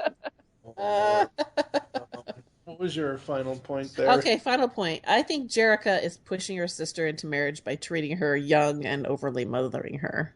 I mean, if you think about it, like, hey. Yeah, because let's face it, Kimber already had one rebellion in season 1. Of course, she's going to have more as it goes along. Yeah, she had one earlier this season too, where she left and her and Stormer took off. So, yeah, I was like, you know what, Jerrica, chill, girl. Be the big sister. Have fun. Like I said before this all started, you know what? You should be asking her for the dirt and say, hey, did you kiss? I mean, where did he take you? Was it Lover's Lane? Come on. Yeah, let's get a scoop. Oh, God. Jerrica. She said, did you kiss? And all I can think of is Heath Ledger and Joseph Gordon-Levitt in 10 Things I Hate About You. Oh, yeah. We kissed. Where'd she kiss you? In the car? Oh, God. All right. Aimee, what do you rate part 1? I rated it a 4. It was fun. Okay. Yeah. Nicole? Let's see. I rated this one as a 4 as well. The same here. 4s all around. So we're going to get to part 2 after this.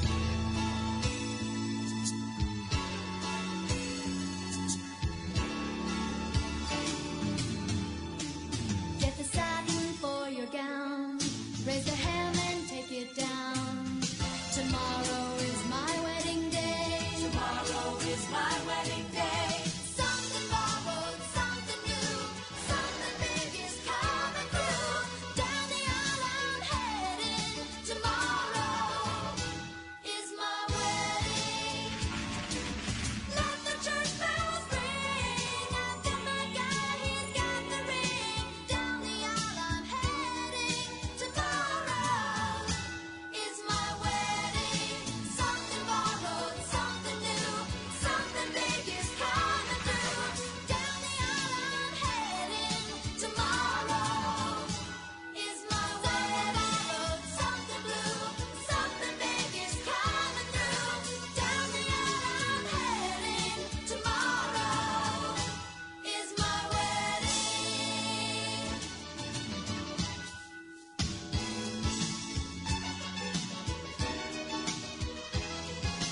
Down the aisle I'm heading. Tomorrow is my wedding. It is time for Hollywood Jem Part 2. This is the last episode of episode 17 of the podcast here. The winner of the Best Actress Award is announced, and Kimber sorts out her love life. Finally, Yay. sort of. Yay. Yeah, that's still questionable. It's true. They call off the wedding. They don't get married, but still, she's not ready to commit. The featured songs are Tomorrow Is My Wedding Day, Happy Ever After, and Hollywood Jem, all by Jem and the Holograms. The one thing I love about this episode, because I actually looked this up, is the accuracy as far as the 60th Annual Academy Awards, because those did happen. The 60th really? Awards, it happened in 88. Nice. Yep. That's nice. Absolutely awesome. It's like a blast from the past. Oh, wait. It kind of is, right? It's an 80s Yeah. show, right? Yeah. Pretty much. What did you think of the plot for part 2, Aimee? Wrap up of the wedding escapades. Yay! And it's a really good point. Getting married shouldn't be about getting away from family and something that you prove or having some big party. You know, the reasons are about the commitment, not about the other fluff because it's distracting. So, I still know a lot of women that feel that way. It's just like, when people concentrate more on the wedding than they do their marriage, they're in deep trouble already. So. Yeah.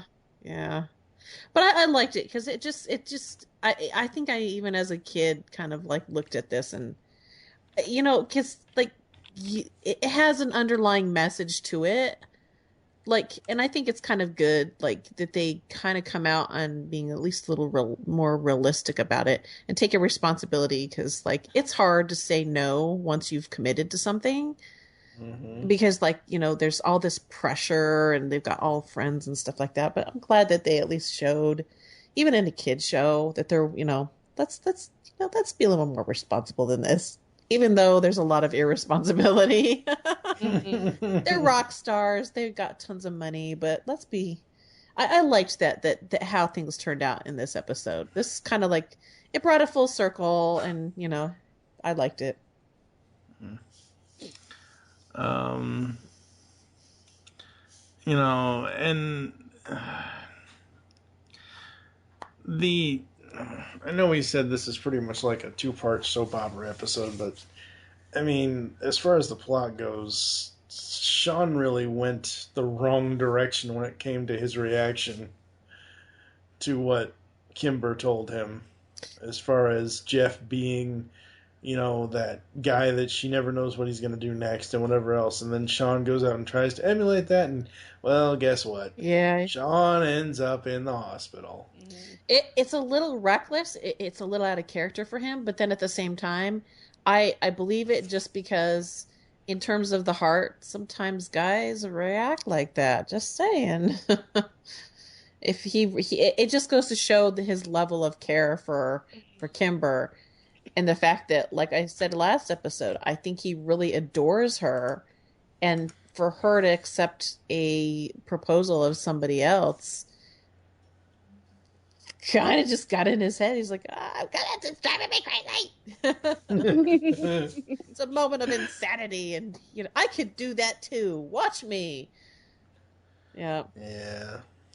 For a second there, during that scene, I could have sworn the giant, whatever the hell that was, giant truck, giant tanker, whatever it was, I thought it was going to crush the entire, like, I thought it was just going to roll right over the car. And, like, I mean, I understand that why it didn't, because obviously they had to, they showed that he was pretty seriously hurt, but they couldn't just kill him. I mean, killing Sean is tantamount to... Then there would be a funeral.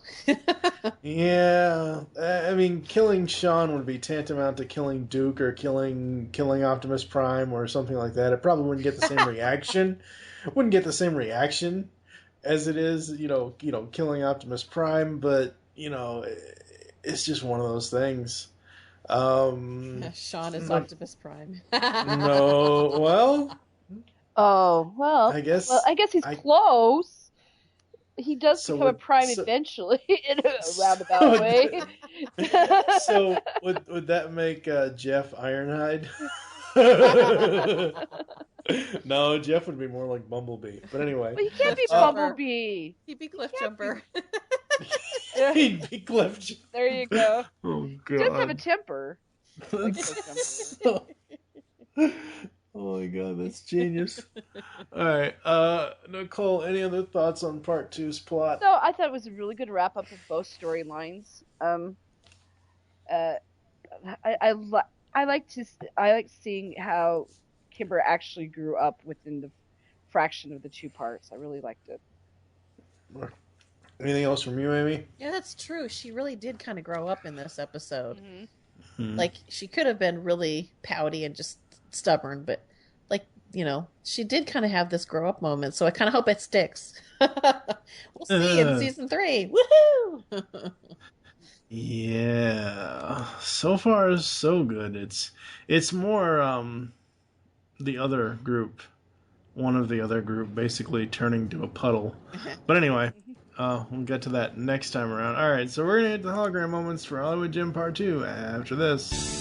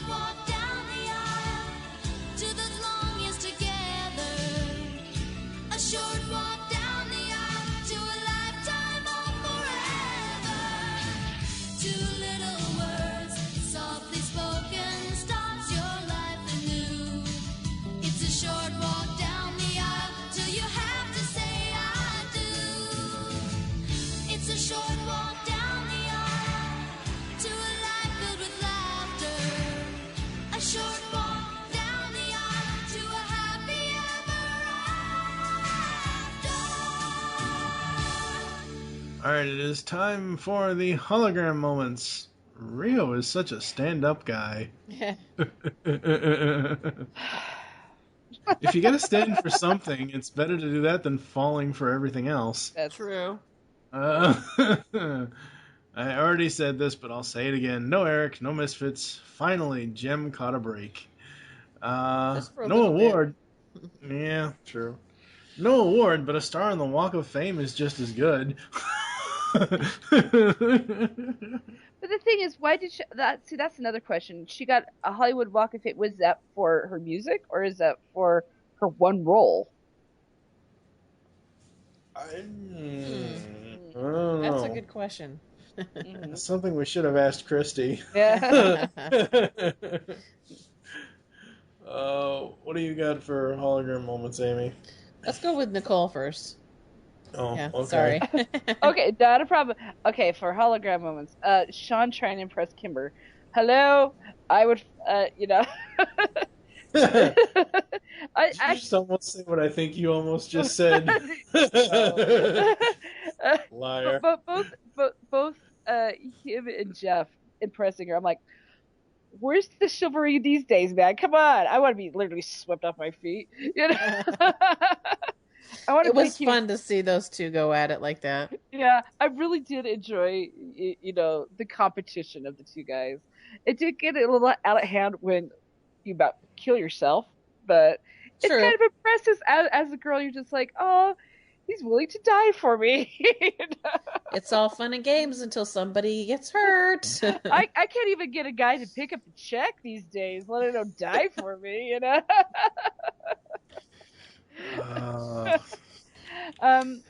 I also enjoyed Kimber finally making sense at the end.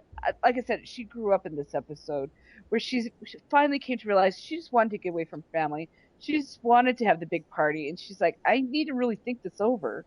And I really did appreciate that. Those are my two big moments. I just really had fun with this. So. Mm-hmm. Awesome. What about you, Aimee? Okay, I like the fact that Jerrica comes around. The last episode I was like, oh, come on, she needs to stop mothering her. She finally kind of does in this. Although I'm like, I kind of like, I was a little unsure because I wasn't quite sure. She doesn't ever have a moment. We don't ever see her go, well, maybe that I handled that badly or something like that. We don't ever see a moment where she just kind of goes, maybe she's right or something like that after, like, Kimber, like, snaps at her and says, blah, blah, blah, blah. And then maybe afterwards she, like, have a moment where, like, oh, maybe I shouldn't be so hard on her. And, but she comes back and says, hey, I'll let you live your life. And I'm glad that just let her make her own mistakes because she's going to have to learn from them because, yeah, you have to. I like the Rio Kimber conversation and the whole apologizing thing. But I also like how things transpire between Rio and Kimber because he assumed that she was engaged to Sean. Now, when she says it's Jeff, no, Jeff. And I thought, See, even everybody else assumes that you'd be with Sean. So why are you with Jeff? That's really telling. The fact that Sean, he's like, oh no, everything's fine. Everything's fine. Everything's fine. It's like, I want you to be happy. And secretly he's fuming. And then he comes out with this whole crazy stunt thing. It's just, yeah. This is also one of those episodes that really illustrates why you wait when you have two dudes that you're torn over. Yeah. Because, it's tearing them up as well. And so it's, hard on everybody. But I like that they didn't forget about Jem attending the ceremony, although she's not one of the bridesmaids. Because in reality, the holograms kind of grew up together and they're like sisters, so it would make sense. Well, yeah, but it's more so Jerrica and the holograms that that grew up with Kimber, more so than, Jem is the alter ego, and they didn't find Jem until they're, adult, or they didn't find Synergy and Jem was created until they were adults. Yeah, but so it was nice to see that Kimber wanted the hologram of Jem. Yeah. There. Well, and it's still kind of, it's the added fact that as public as, I'm sure, well, it was private, but there's going to have pictures and stuff like that, and the fact that they're still kind of keeping that. The whole story, they're keeping the whole illusion that she's a real person up, and I liked that. So, oh, absolutely. Really works. We keep mentioning Sean and his whole reaction, and quite frankly, a potential suicide attempt. It could have been, yeah. That's true. That's true. And all as I can think of is Freddie Prinze Jr. and Julia Stiles in the 2000 film Down to You, because when the characters in that, when Stiles' character cheats on Prinze Jr.'s character, he, because he's lost her and they've drifted apart and whatever else, he attempts suicide by drinking a bottle of shampoo, and that's all I can think of when I see Sean. Yeah, I know. when I see Sean doing this in the race car, all I can think of is, wow, that's crazy. That was his drink of shampoo, eh? Ouch. Yep. That can't taste good. Ugh. Okay, so I also love the Rio jumping in to propose on behalf of Sean at the last minute. That was so soap opera-ish. But Jerrica's reaction was priceless. That's why I said earlier, Rio is such a stand-up guy, because he stood up and interrupted the wedding. Actually, he ran in, but but it was perfect. I loved that, especially since they go straight to commercial and they leave you hanging. I know, awesome. I really did. I forgot about that. That was pretty awesome. That was a good moment. Okay, and then after that, of course, we go back to, of course, all of the thread of what's been going on with the movie stuff, and I love the fact that they invite Francois and was it Flint Westwood said, Jem, you want me to make his day? I was like, I love all the Hollywood. That was brilliant. I loved it. That was good. And I like the fact that through the whole thing, like, Jem has this incredibly reasonable and mature attitude about it, even though they have the moaners that they invited. And I was like, aw, bless you, Jem, for being the mature one here. Oh, it was good. I love all the Hollywood outfits. I don't know. I liked them. I thought they were interesting. I just wish, I don't know.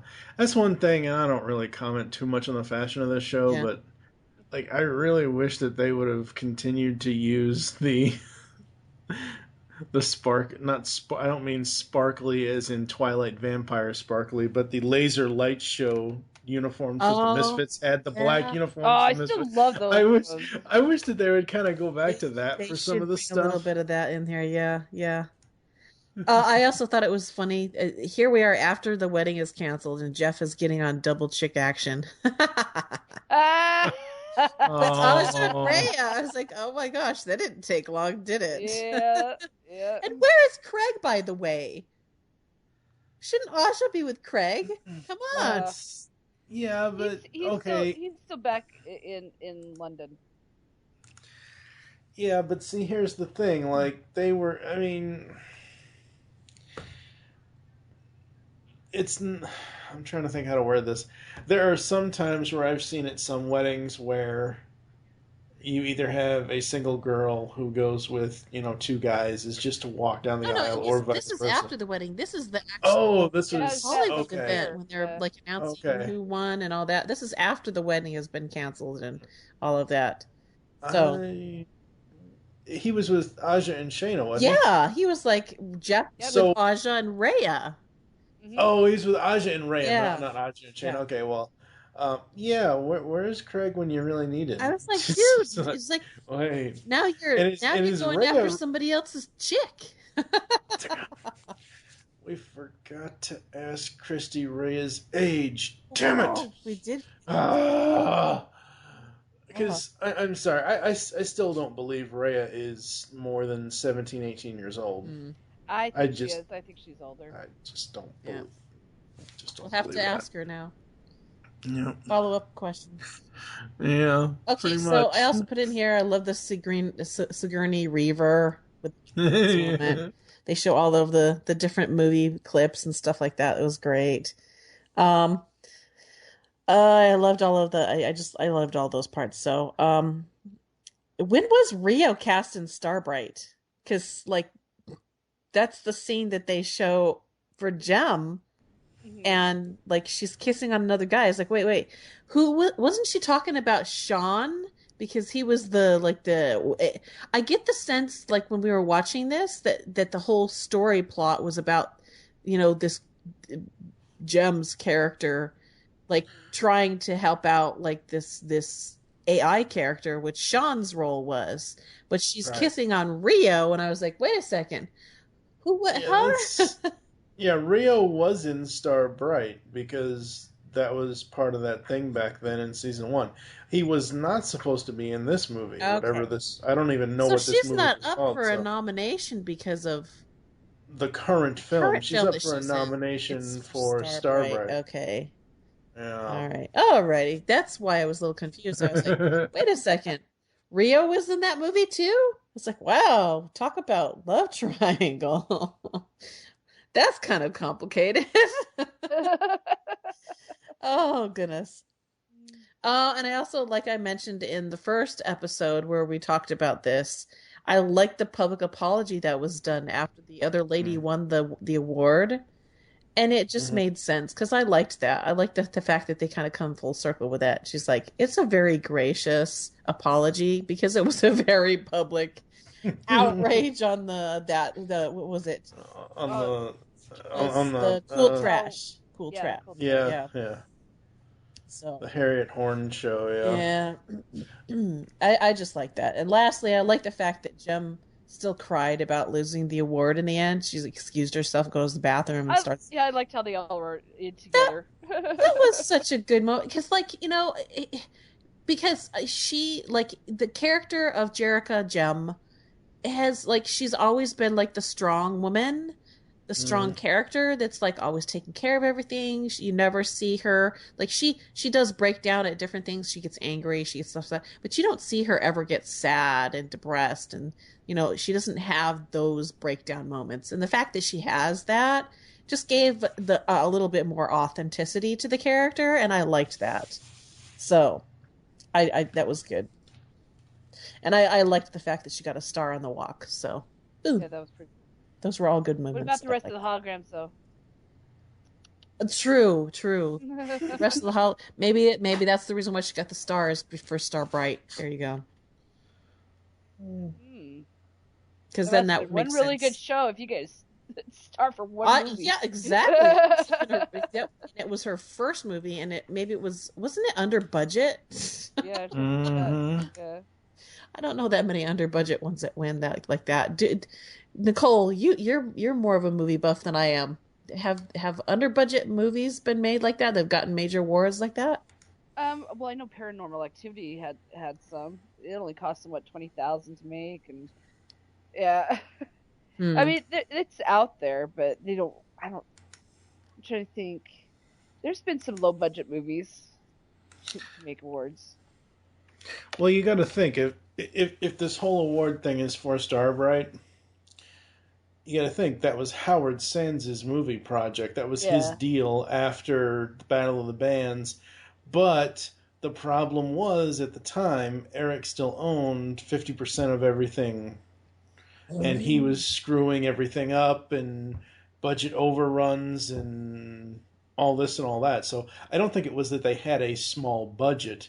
I think it was the fact that delays from the whole Eric thing and all the costs that he racked up that probably put that movie into production hell. Yeah. Shoot. All right. Are we done with hologram moments for this one? Yeah, we're good. I believe so. Stick a knife in it. All right. It's done. Yeah. All right. Let's get to the misfit moments after this. It's not only done, it's getting a little dry. Hey,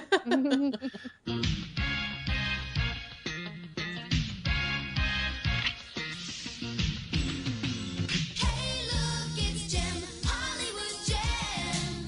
Totally awesome, stylish and hip. Stopping traffic on Sunset Strip. Hey, look, it's Jem, Hollywood Jem. Doing the talk shows, posing for stills. Going to parties in Beverly Hills. There she is at the Polo Lounge. There she is on Rodeo Drive. There she is out in Malibu. Look alive, look alive, look alive. Hey, look, it's Jem, Hollywood Jem. Dressed in the latest, down to her toes, making impressions wherever she goes. There she is in the limousine. There she is at a big premiere. Hey, look, it's Jem, Hollywood Jem. Hollywood Jem. Hollywood Jem. It is time for the misfit moments. The only thing I have, and I know Kimber's concern for Sean was front and center, but how could she almost forget she was getting married the next I know. Exactly, that's what I was day. going to say. Oh, I almost forgot I'm getting married the next day. How can you forget that? Oh my gosh, woman. Really? Yeah. This is the reason why they should not be getting married. Mm-hmm. If you can forget that you're getting married tomorrow, wow, really? Maybe you're getting married to the wrong dude. Wrong guy, Just just saying. slightly. Oh my gosh. Oh, dang. All right, what do you have other misfit moments, Aimee?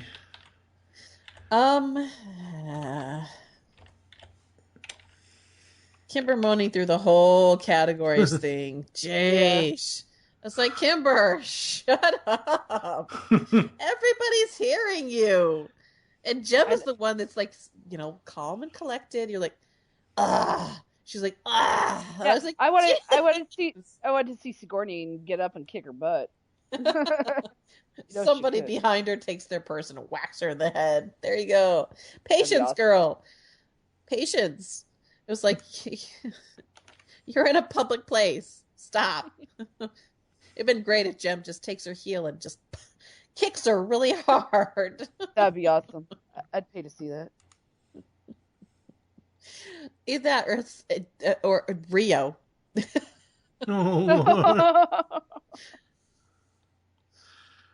And then Kimber would be like, she would be the type of kid, she would be the type of woman that if she got kicked like that, she'd be like, ow, she'd make a bigger scene out of the fact that she just got kicked. Probably, I could see it. Oh gosh, wow. Oh, good times. I loved this episode. What do you have for misfit moments, Nicole? Okay, so she was engaged and married almost in less than a week. Did she attend BYU? Not joking. Wow. They just threw a ring in it. There you go. Aimee knows. He's running into it. I want the ring! I want the ring! I want the ring! Now all as I'm flashing to is friggin' Beyonce and that song. Oh my god. Put a ring on it.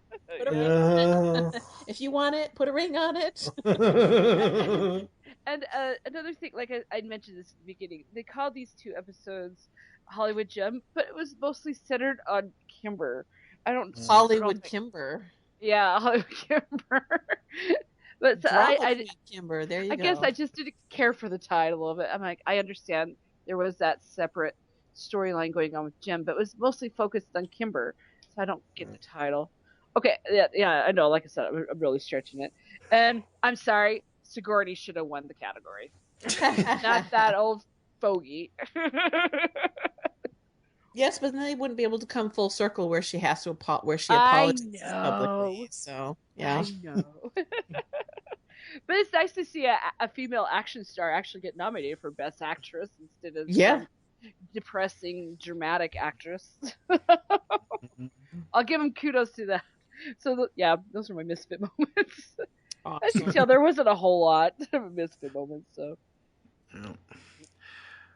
All right, Aimee, what are you going to rate part 2? Well, I really liked up the wrap of events, the situation of the characters that were brought on this specific episode, and even on this season. I'm glad that they wrapped that up. So this was a great episode for that, because now starting off with season 3, it's like we've got a new group that we've already gotten some of these threads, tied up. We've got so now that we've got these threads tied up, we can introduce like a complete new kind of direction. So I rated this one a 4, just like I did the first one, because I thought it was great. So. All right. What about you, Nicole? I did the same thing. It's a 4. I think it was a good 2-parter. They both complemented each other, and like I said, it was good to see that Kimber grew up in this last episode. I really liked it. So 4. I'm going to give it a 4.5. I have to take a half point off her nearly forgetting that she was getting married the next day. Well, that's just because she wasn't ready to get married, and that's why she didn't remember. No, I know, but that's why I'm only taking a half point off of it, though. So I'll give it a 4.5. All right, folks, that's going to do it for Season 2. We'll be right back, and then we're going to have a discussion on our wrap-up favorite characters, favorite moments, favorite episodes, least favorite characters, moments, and episodes, and any other overall thoughts we have. So we'll be back after this. Jem will be right back after these messages.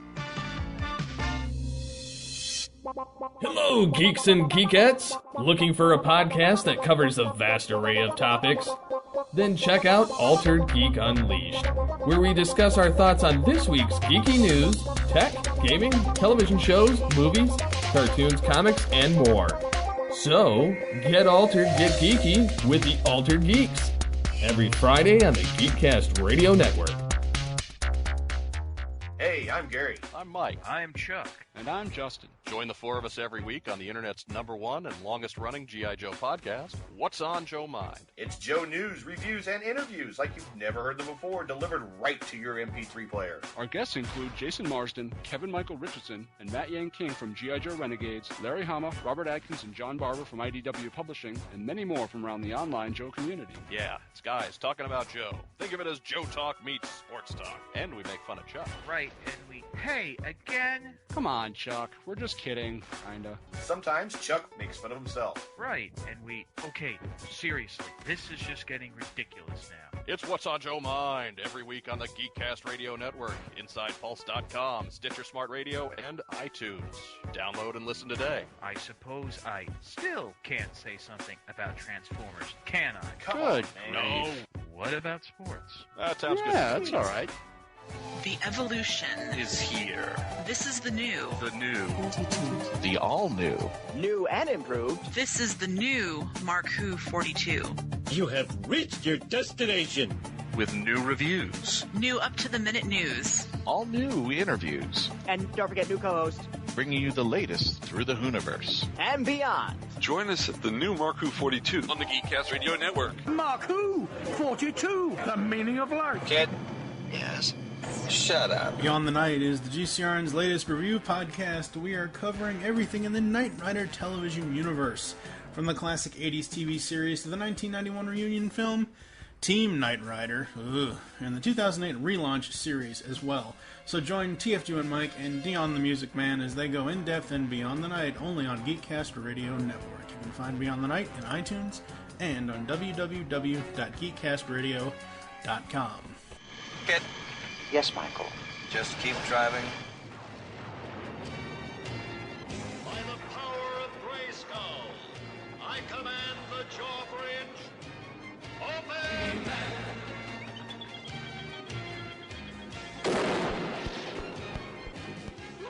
The Powers of Grayskull series will cover every episode of all 4 Masters of the Universe cartoons. Join Optimus Solo and myself, TFG1Mike, as we tell tales of Eternia, discover the myths of Etheria, become masters in space, and finally Masters of Grayskull. We'll have a commentary on the Secret of the Sword film, and a few other special episodes. You can find this 125-episode-long podcast in iTunes and on the web at geekcastradio.com. By the power and honor of Grayskull, we all have the power. Yeah, I hope I didn't miss anything exciting. And now, back to Jem.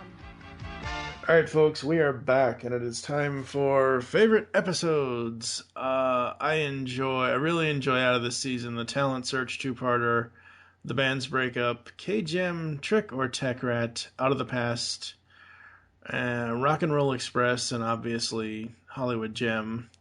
If I had to really say my number one favorite episode out of the entire second season, it has to be Out of the Past. Because of all the history and the continuity, and finally we get answers to questions we've been asking since season 1.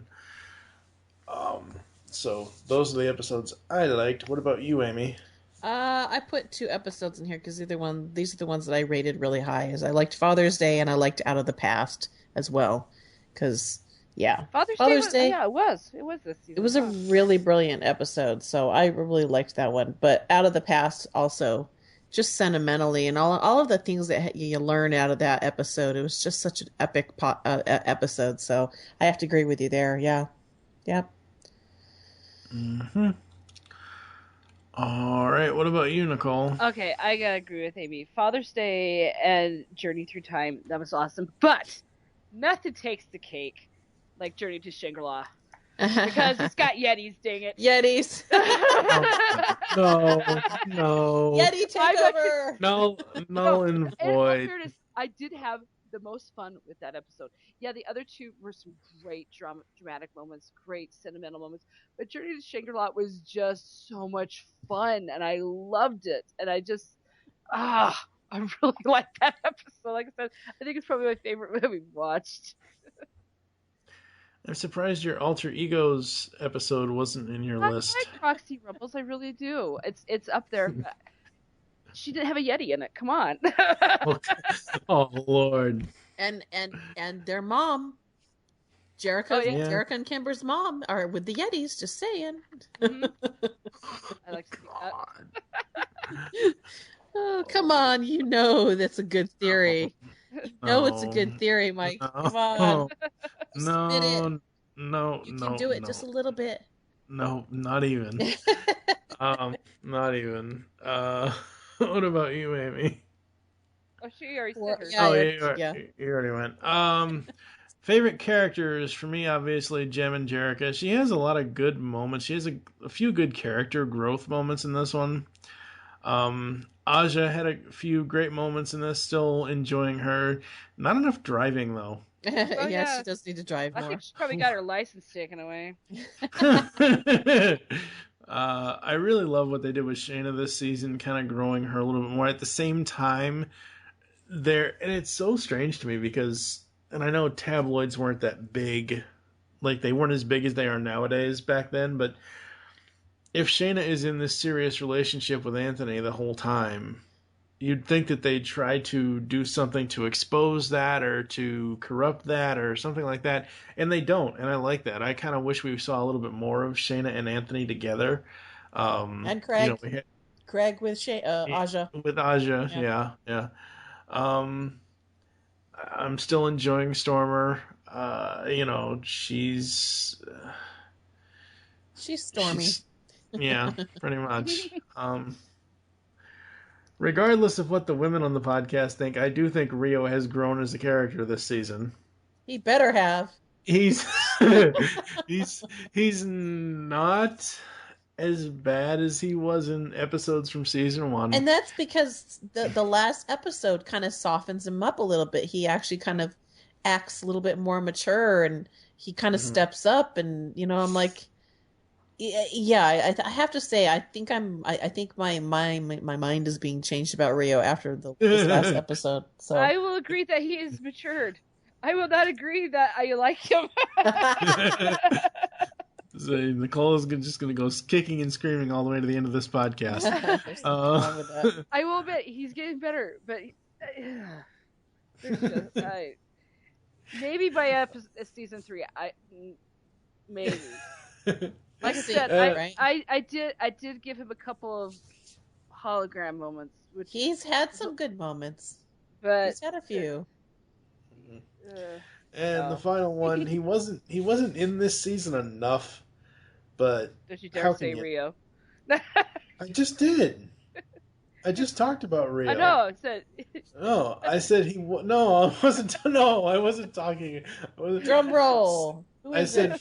Finally, sadly, he wasn't in this season as much as I thought he was going to be, but everybody loves Tech Rat. Yep. Oh, I know. It's awesome.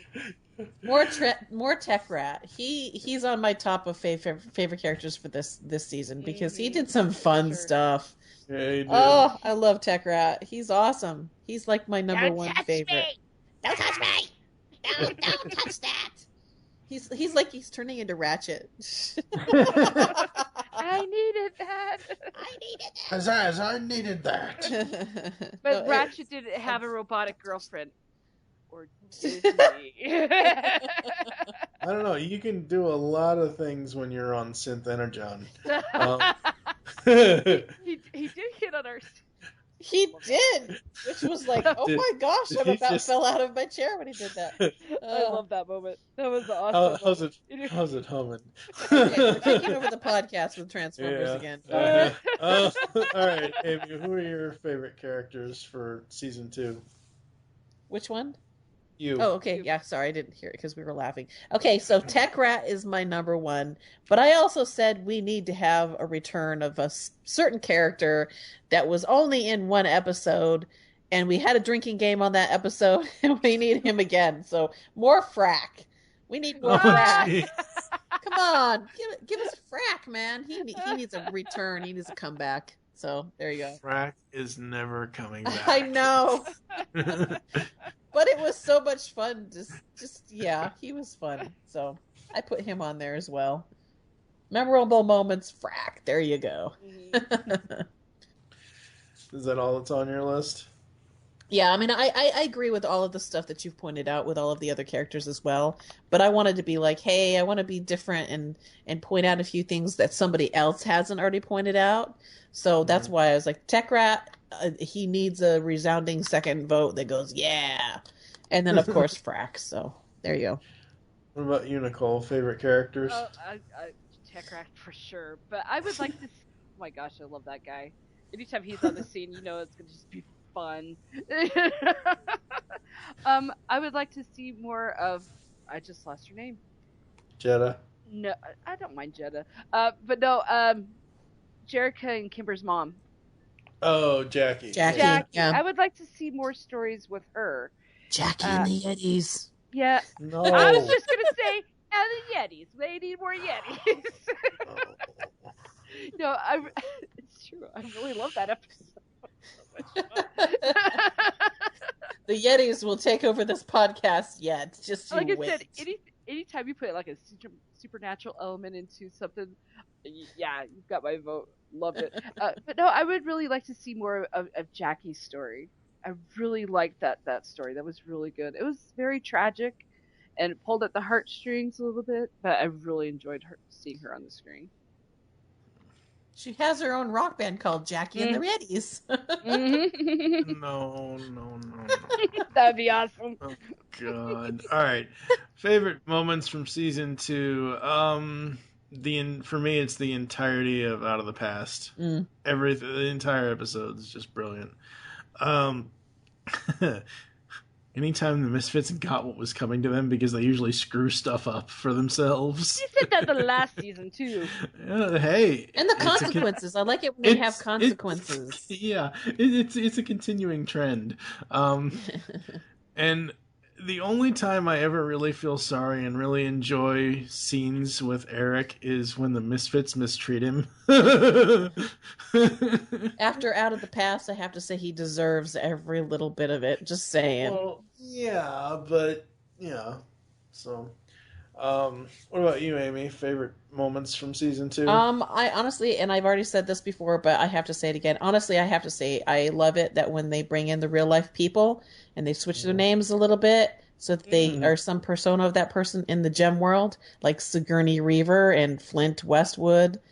Those sort of names, I love it when they do that. It's brilliant. Anytime that they do stuff like that, I love it. And yeah, that was good. So. What about you, Nicole? Favorite moments? I know this. I'm going to be a fangirl here. I love the end of Roxy Rumbles when she is in the room by herself and she's teaching herself how to read.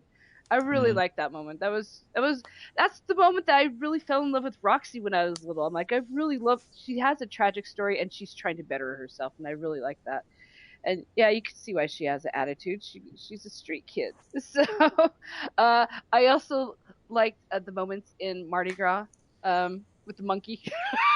I like that the monkey was all behind us. That was awesome. Yeah. What's wrong with the monkey? I really like Mardi Gras. I really like that episode too. That was really fun. So, and I like the moments where Dance was always getting bombarded by scenery.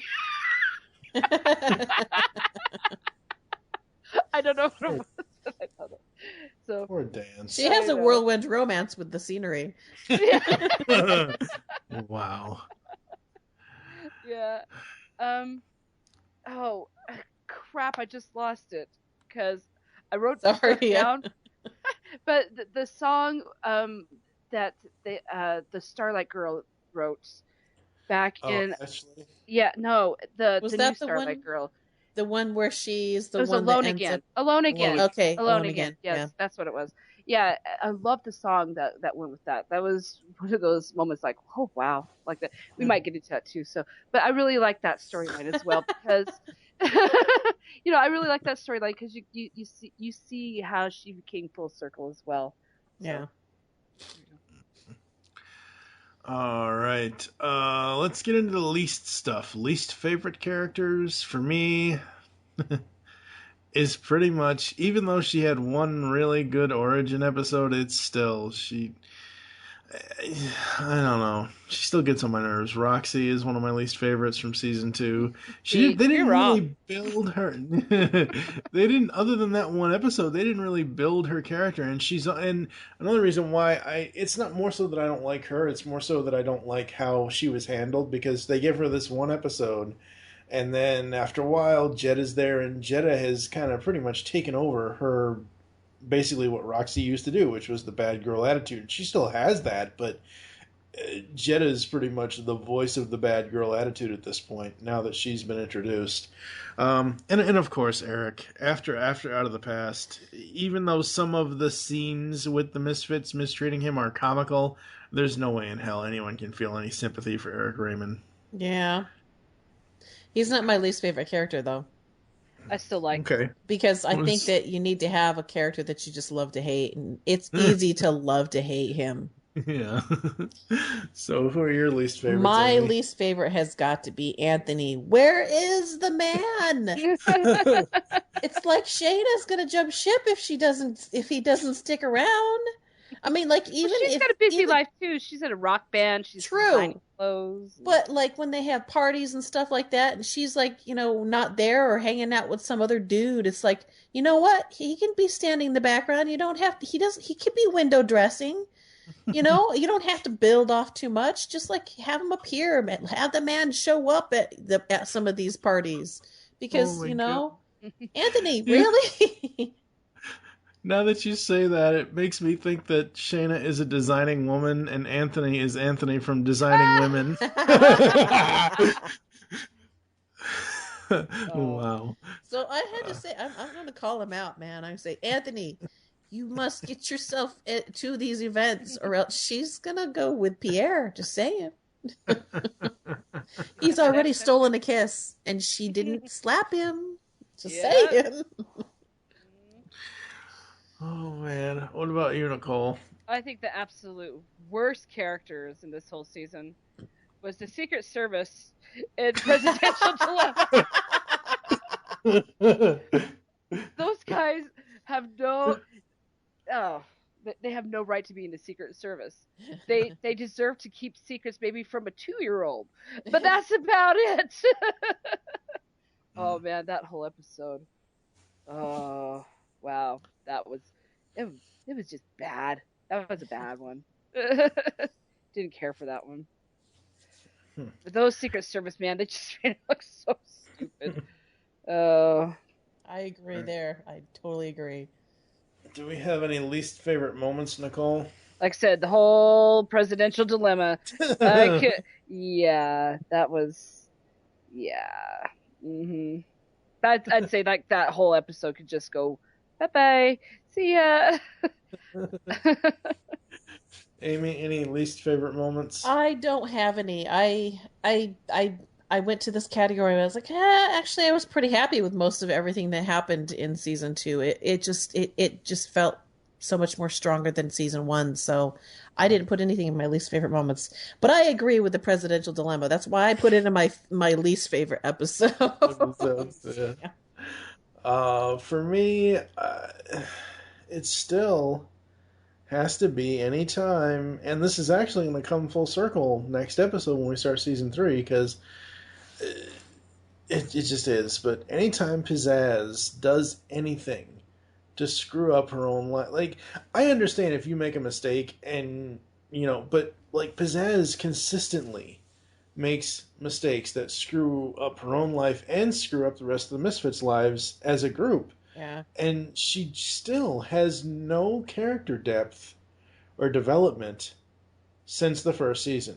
I mean, I get it. She's the character everyone's supposed to love to hate as far as out of the group, out of the Misfits themselves. But it's like, there's no growth, there's no depth, nothing to do with her and her father, like, resolving anything. I think in Father's Day they probably gave it a little bit more depth, because at least in this season they did. Well, but we Kim haven't. That stole was the show there. True, but at least we got an idea of why she is the way that she is, and that was all because of Mr. Gabor kind of revealing everything about her in his own way. Has she changed since then? No, she hasn't. And so I agree with that. But at least we know why she is the way that she is now. Yeah, and I mean, I just want like a little bit of change. Like, she isn't so the way she's been. I'm not saying she has to change completely, because if she did, then we wouldn't have a show. We wouldn't have the Misfits going after Jim and the Hall. But I mean, some sort of character development. I don't just want an explanation. I mean, I'm glad we have the explanation, but I don't just want that. I want them to build upon that. Yeah. All right, so least favorite episodes for me. Presidential Dilemma is an obvious one. I'll let you ladies talk about that in a moment. But I didn't much care for Aztec Enchantment. I didn't really care that much for Mardi Gras and Middle of Nowhere. That was a little strange episode. But Presidential Dilemma pretty much takes the cake for least favorite for this season. Aimee? I will go with that because I already mentioned, the Presidential Dilemma. But I also put this one in here because I rated it really low as well, is The Fan. Yes. Yeah. Unfortunately, both of those were written by the same person. Were they? Oops. Sorry, I just didn't like it. They just, the fan. Yeah. It was better when Wesley Snipes was in it. What about you, Nicole? Like I said, Presidential Dilemma, there's so many things wrong with that. It's unacceptable. I just do not care for that one.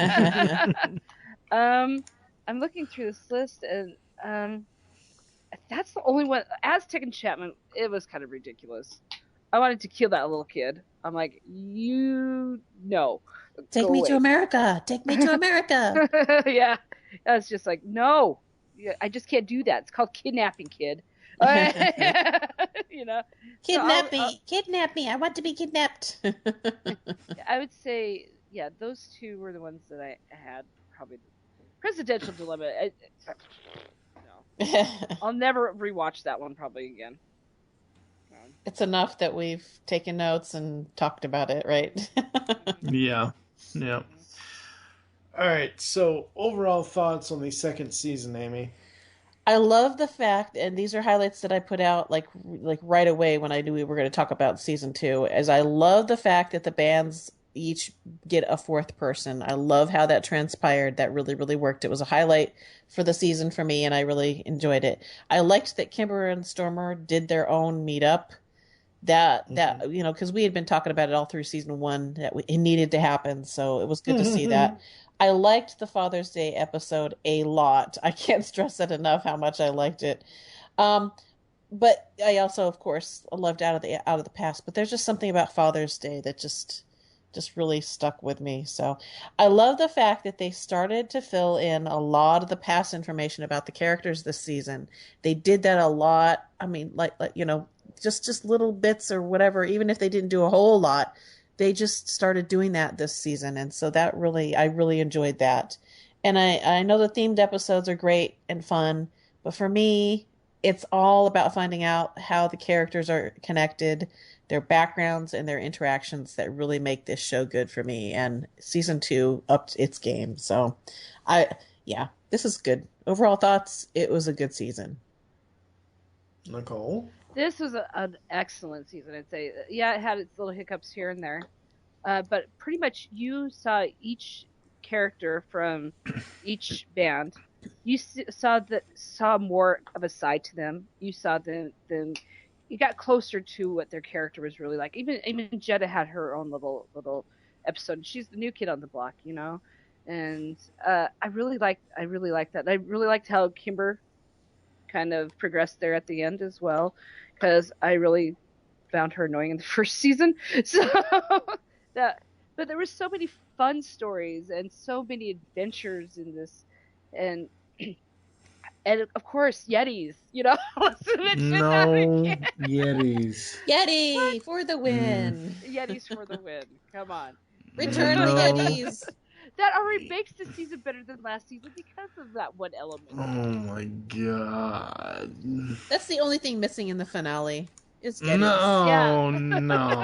No Yetis in the finale. Come on now. No, I really liked how serious they took a lot of the season. I mean, they dealt with like you said, possible suicide at that last episode. They dealt with drug addiction. They dealt with family issues, and I just illiteracy. Loved it. It was literacy as well. Yeah. They did so many good things. I loved it.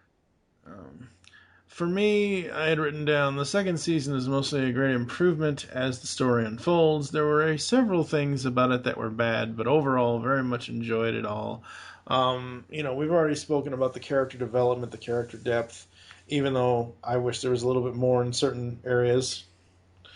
But, overall, really, really enjoyed the second season of Jem and Holograms. Now, I want to flash everybody back to episode 8 of the podcast when we did the season 1 recap.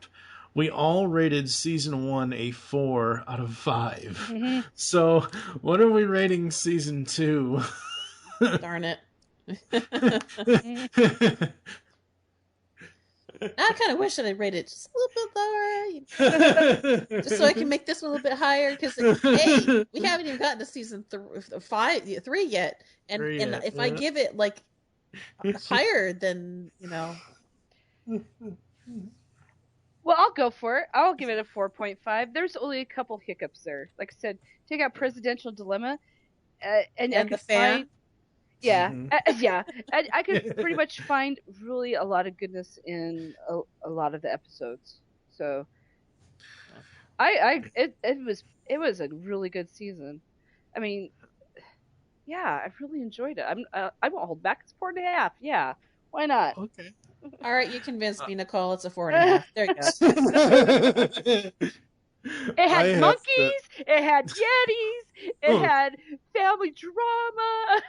It had bad British accents. And 2 wedding proposals. Yeah. I don't know where the funeral, but hey. All that was missing is a partridge in a pear tree. Yeah. There you go. They had that at the wedding. Oh, good Lord. For me, I don't know. Some of the episodes that I don't like kind of really bring it down for me, but I do agree on everything we've said, that it is a vast improvement upon season 1. I'm still going to give it a 4. I just can't go any higher. There are a lot of episodes I really do love. There are a lot of episodes in this season that I can really rewatch, every so often. There are some episodes here that I will never, ever watch them ever again. So, all right, folks. I only have that one. Yeah. All right, folks, that's going to do it for us. Thank you for joining us here on ShowTime Synergy. There are so ways to get in contact with us or leave feedback for the show. Visit the website, geekcastradio.com. Email us, feedback@geekcastradio.com. All email feedback will be handled in episode 24 or 25 of the podcast when we close out. Leave the show's feedback in iTunes. Please do this. Once again, everyone that leaves us iTunes reviews, they'll be read, depending on how many we get. Be read in episode 25, the grand finale. Follow us on Twitter at GeekCast Radio is the main network Twitter. You can follow all the stuff that we've got going on over at geekcastradio.com. Mine is TFG1Mike. Aimee, what is your Twitter? Mine is LadyWreck. And Nicole? Mine is BeatlesDiva. Beatles like the band, not the bug. Become a fan on Facebook. Go to facebook.com/Geekcast Radio Network. You can also find the Underbase over there, as well as the LadyWreck. Call the voicemail line. Tell us show you this before and your name. 502-526-5821. I'll say this right now, and I don't think I've said this in the previous 16 podcasts. If you guys want to call and leave us voicemails, those will also be played in episode 25 of the podcast. Say that number really slowly one last time. You should already have it. I do? But what about other people? That's one of my things. I cannot stand when people rattle off numbers. The voicemail line is 502-526-5821. Tell us the show you're leaving the message for and some sort of name. It doesn't. If you don't want to use your real name, use a screen name, whatever.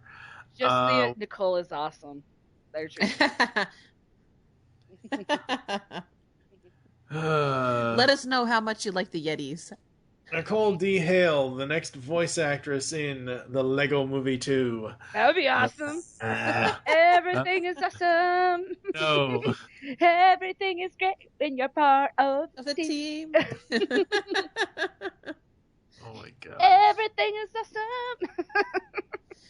We hope you enjoyed the latest episode of ShowTime Synergy and wish you'll join us next time when we'll be reviewing the first 2 episodes of Jem and the Holograms Season 3, those being The Stingers Hit Town Parts 1 and 2. For now, I am M with... Remember, folks, Thundercrapper and Yetis. And from your favorite D-list celebrity waiting for her Walk of Fame star. Woo! Tune in next time and almost get truly outrageous with ShowTime Synergy. I hate you guys. You love us. And Thundercrapper. Oh, I do not love Thundercrapper. Thank you very much. You love Thundercrapper. No, I do not love Thundercrapper.